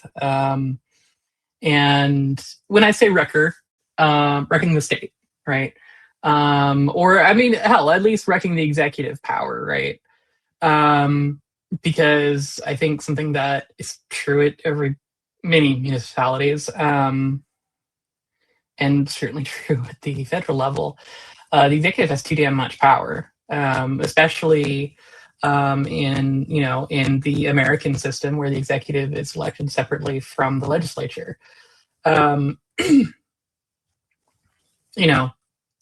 Can essentially override. You have a split mandate to essentially override the only like modicum of democracy that exists. So yeah, I think that would be great. Like try and do that, and then that really runs into, okay, well, what are you promising? How are you going to meet people at where they're at? That's a good question, and it's not one I think I necessarily have a good answer for. But I think, yeah, you can fight for reforms while you do that. You can fight for. I think that you can credibly, and you were talking about Sawant. I think she was a pretty good example of this. You can pretty credibly fight for reforms within the system while you indict the system. And I think what spelled the end for Sawant, and I like to point to her vote to confirm the police chief in, I want to say 2018, 2019, as kind of the death knell of her council membership, because their justification for that was, well, we think Black voters might not like it if we vote against a Black police chief. They had no idea. They're incapable of having any idea. In some regards, Sawant modeled a kind of a tribune well. Like, she got stuff passed. When the council screwed her, got stuff passed by initiative. That happened. Managed to mobilize people for that, but couldn't actually, once we're going to have a tax on big employers to help fund campaigns to help fund projects to help deal with homelessness. Didn't pan out anyway, but once that was down, what does she have? What do people want to hear from a socialist in office? They didn't know, and that's like a problem of the sect model. Ultimately, is that they can guess. They can say, "Hey, here's this thing we like." Well, maybe people will like that, maybe not. So part of meeting people where they're at, I think, is speaking to issues that they have. But then you have to have a good solution, and the solution can't just be the struggle for reforms. You're going to have to, at the same time as you fight for things, be ready to point the finger where it belongs. When inevitably the Democrats screw Mamdani in office, is he going to be ready with movement behind him that's ready to go, yeah, fuck Kathy Hochul? Hochul? I don't know. Anyway, fuck the governor. Is he going to have people have DSA? But, what about the other 40,000? Are they going to be ready to show up in Albany, bus up to Albany, hell, to demonstrate? Let's get this happening. Probably not. So the big question is, the big thing is that, yeah, meet people where they're at, speak to the things that people need, use that to explain why they're not getting them to. And I think that is a thing that is lost in the opportunistic kind of mode of campaigning of, well, we're going to win and we're going to do these things. So vote for me because I'll do these things. Good. Yeah, but it doesn't, you have to do that while preparing people for the fact that you're going to be blocked in doing these things. I don't pretend to know exactly how to do that. I believe it can be done. I believe I've seen it done. But it's just not really something that is being experimented with. And with the kind of idea of like, well, you get in office and you pass good policy. How? Like, and the answer is not going to be convincing either party of billionaires to have a publicly owned, alternative to. I mean, New York's different, I'm sure, but like, you're not going to convince the Democratic Party to go head to head with Kroger and Albertsons. Yeah. Yeah, I mean, I don't think I'm going to say anything all that different than what other people have said, but I'll just kind of like put it in kind of more like kind of simple and general terms, which is just that if we are talking about reforms, we ought to be talking about reforms in the context of a minimum program, as opposed to a maximum program. Without that, okay, if you can pass reforms, that's awesome. And without tying that into, a genuine party building exercise, bringing people into a party, talking about, why that's important, and then, the demand of revolution of like,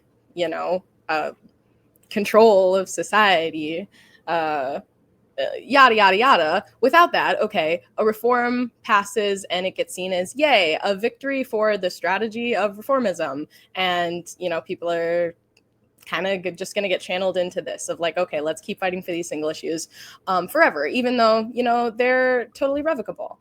And, when there is a failure, I think it also does end up then reflecting on socialism in general in a way that the reforms winning doesn't. People don't say, oh, wow, socialist politics, it works. I just don't see this happening the same way as when we don't get what we need and what we want. And so, okay, the reforms, they're political and economic demands. They're meant to be the political and economic demands of the working class. But how can the working class express that? Is it through the party? What does that look like? Is the democracy there? This is why, we talk a lot about the merger formula, and I think like, that's really relevant here, but it does this actually represent, the working class? And then, like how do they go about asserting that? There's a lot of little questions that go into it, but I think ultimately, we want to win reforms, but we don't want to win reforms without talking about why we don't want to just be winning reforms, why we can't maintain the reforms that we win, why we continue to lose them 50, 60 years later, without a critique of democracy or like the lack thereof in the country, without a greater systemic critique, without talking about the class, without talking about party organization, and without having really like clear, consistent communications and programming on this stuff. We put all this work and all this effort and all this time and all this money, and we can do that forever. And if it doesn't even actually bring people into a party building movement, if it doesn't actually even commit people to the necessity for, revolutionary socialism, like the battle for democracy, however you want to call it, it's not that it's worthless. Like, we can maybe improve the organizing conditions for the working class, but if we're not even talking about why that's the goal, and why that's kind of what we're doing, we are really, really wasting all of the energy we're putting in the first place just to probably pass something we're not going to be able to keep. And we don't want to be doing that. It is important to, try to win majorities. It is important to kind of talk to people about their class interests in a way they might not be thinking about them otherwise. But if we're not also talking about why they can't like meaningfully assert this will already in the first place and what it would require for them to be able to do it, we're, I don't know, we're not doing what we're supposed to be doing.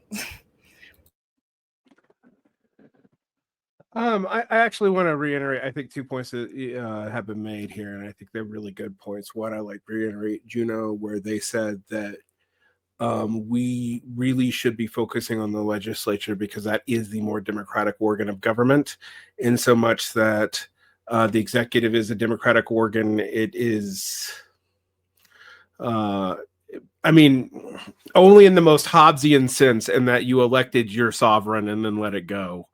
I think Juno made a really good point there.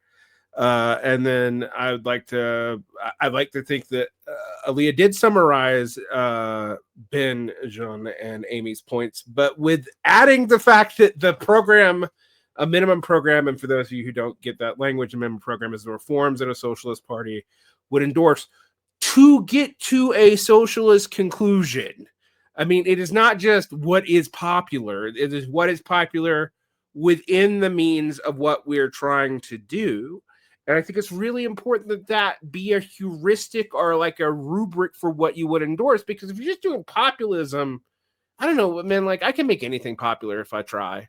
Like, because people project on to what you're saying to fix it for you. I mean, it's one of these weird things about politics that on one hand, everybody's super cynical. And on the other hand, people fix what is said to them in their head, so that when they go to vote for what they think they agree with, they'll just make it what they think, even though it's not that at all.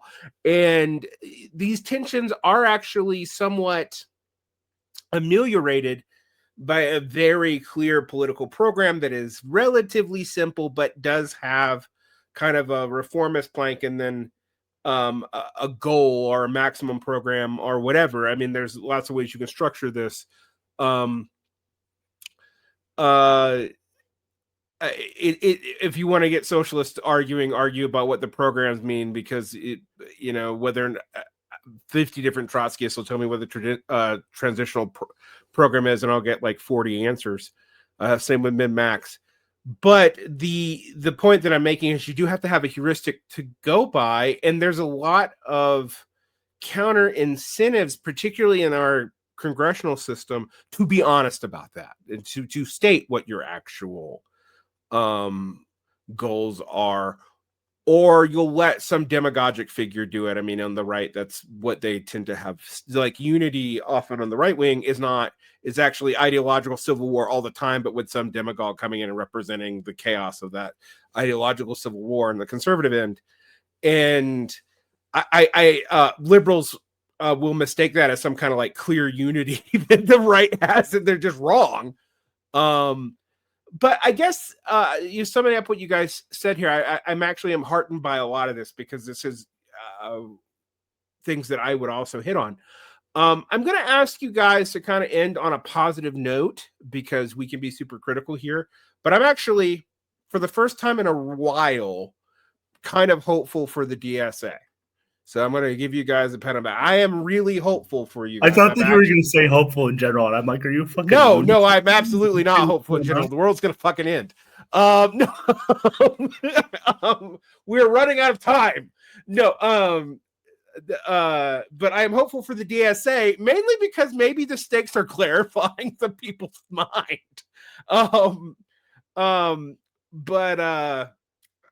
So on that note, I'm actually going to do this silly thing that I actually don't normally get to do, but I want you guys to give me 2 sentences about things that you have not mentioned in depth that you are hopeful for through your organization and your caucus, and you can focus on the organizational caucus as you see fit. And we'll start with Juno and then go counterclockwise. Crap. I don't know. I can come back to you, Juno. I'm really pessimistic. Well, me too. But go ahead. Yeah, it seems like people's natural disposition is much more aligned towards or sympathetic towards like genuine, authentic socialist politics. like I feel like people feel the urgency, and socialism is like meeting the magnitude of the situation. But that's about it. Well, that is hope. John or Jean? I've been It's varying how I Jean. pronounce. Jean It's, Alonso. it's cute. It's I appreciate all of it. Mispronounce The everyone's name. So Okay, go ahead. one proposal that we didn't mention was our partyist labor strategy, which is basically a lot of things. But one of the ideas was, starting to lean on industrial sections, which is the idea of just kind of organizing all DSA members.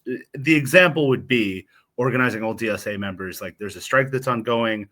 You look at everybody who works at you find everybody who works at the same thing, you put them together, can be supportive, can be involved with the unionization effort or with the union, but it's just a way to actually have one or like organizational intervention into this moment, rather than all of us kind of like taking off our socialism hats and putting on our labor movement hats whenever we engage.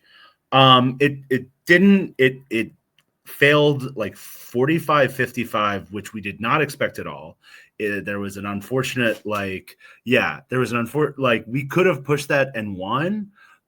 This, similar to the program, we could have, it's an opportunity for the future, but I am working on helping set that up at the local level. It's a thing that we can do at the local level. And I'm excited about creating like more opportunities for DSA chapters to just like directly involve, like go in a helpful way, not in but to take like a moment in this like labor militancy and just use it to get more and more people actively thinking about the world that they're interacting with. I think that there's like a lot of possibility there. Yeah, I don't know if I would say this is something I'm super optimistic about and I think it's going to happen and I can't wait to see it.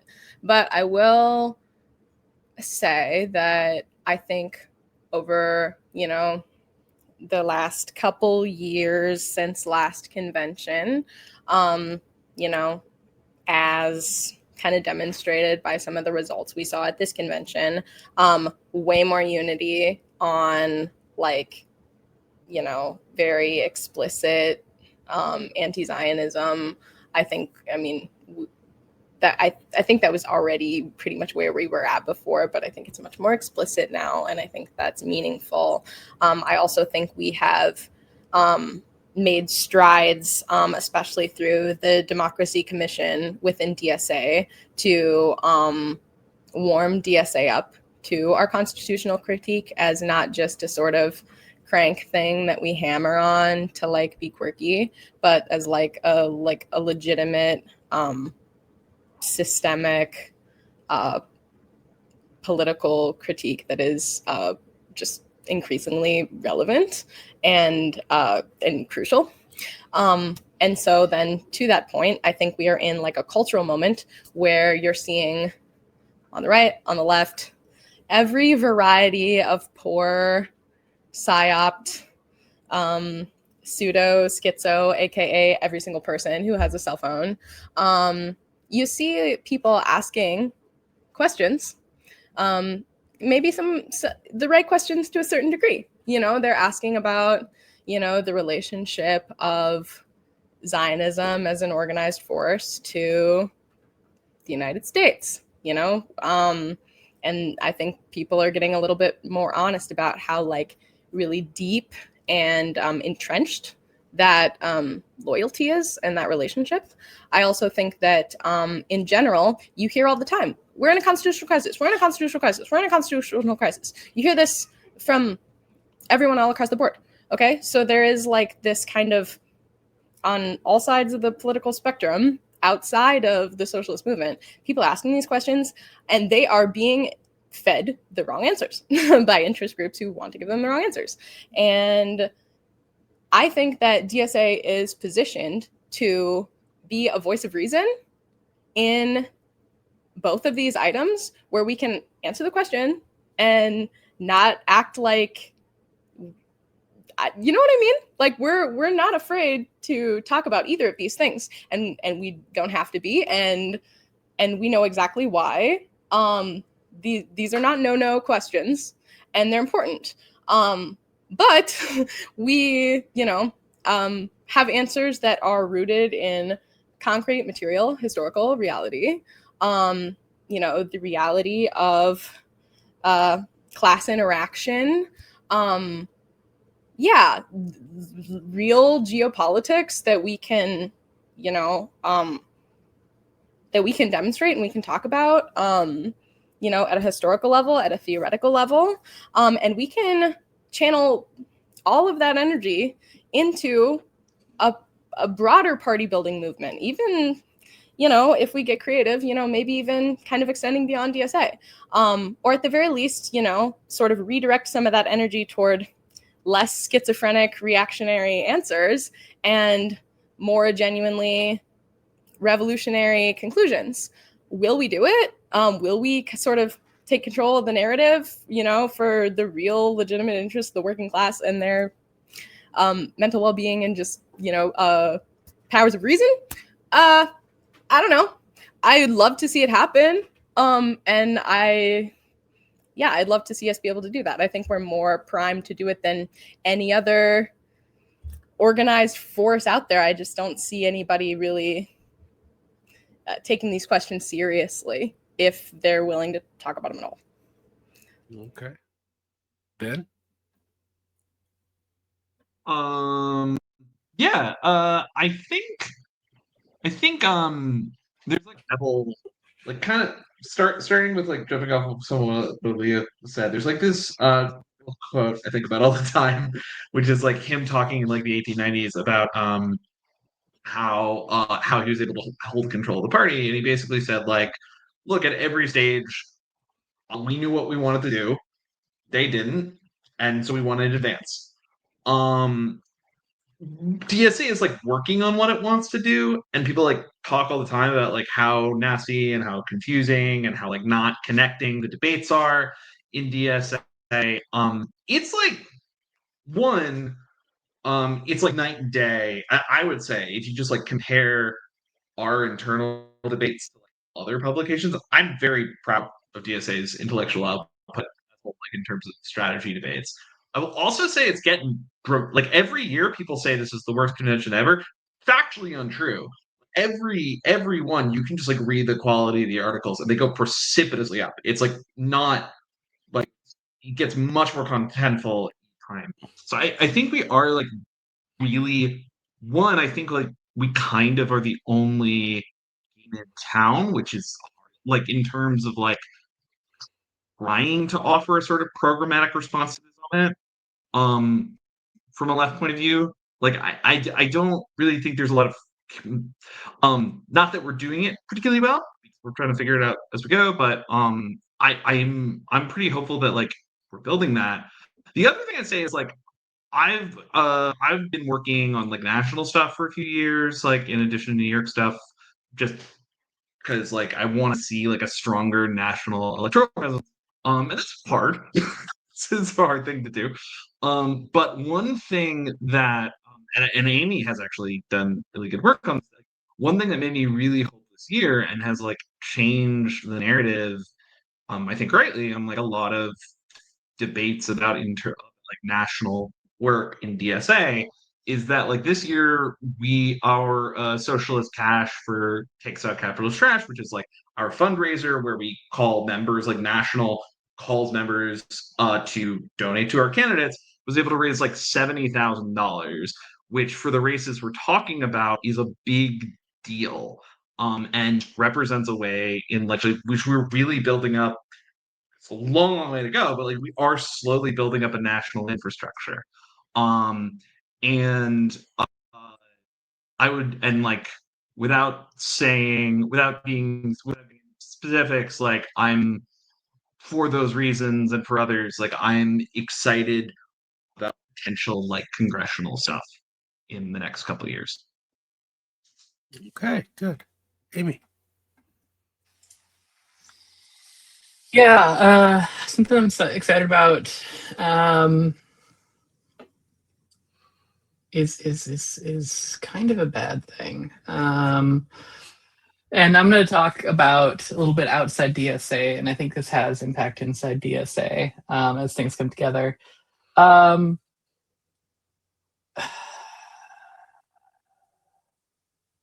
The decrease in trust in institutions, and there are definitely those in DSA who would say this is unqualified bad thing. I've heard multiple times from some comrades, well, one of the tasks of socialists is to build up trust in the state. My opinion is that's completely backwards. The fact is people are losing trust in the state. And I think it's incumbent on us to nurture that. And I honestly think that's good news for socialists as long as we can capitalize on it. Kind of what I think Leah was saying.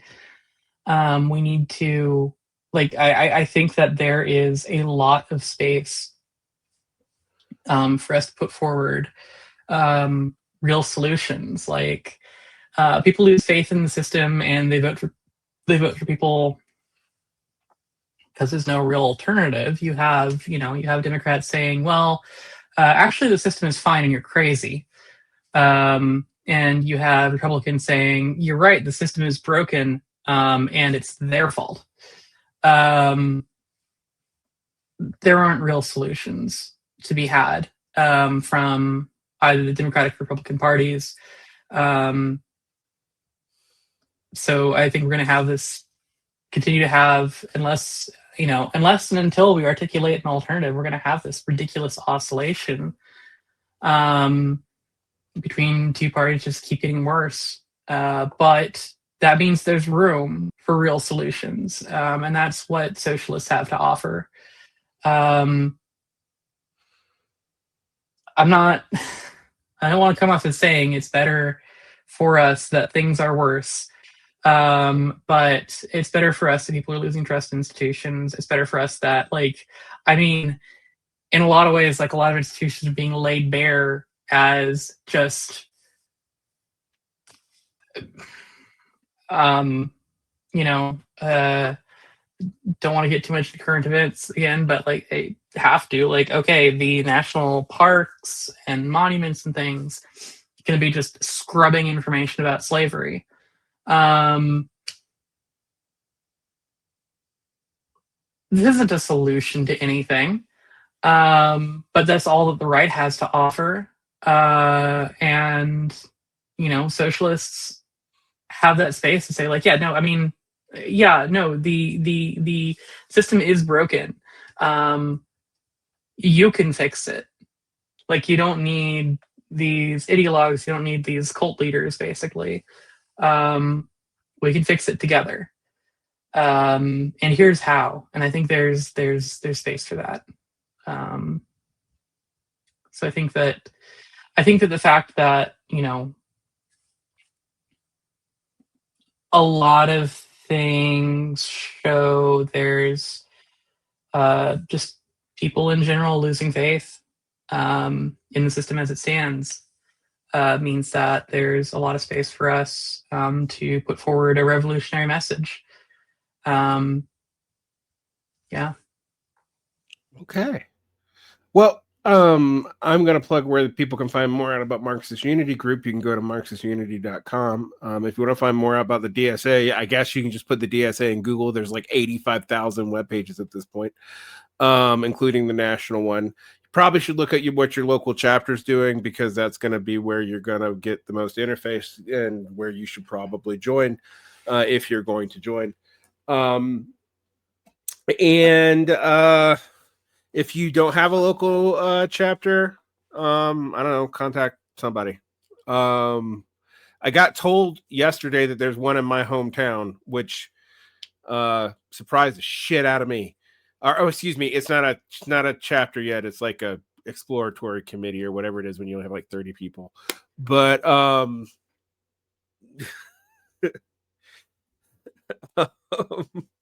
That I guess that's cool.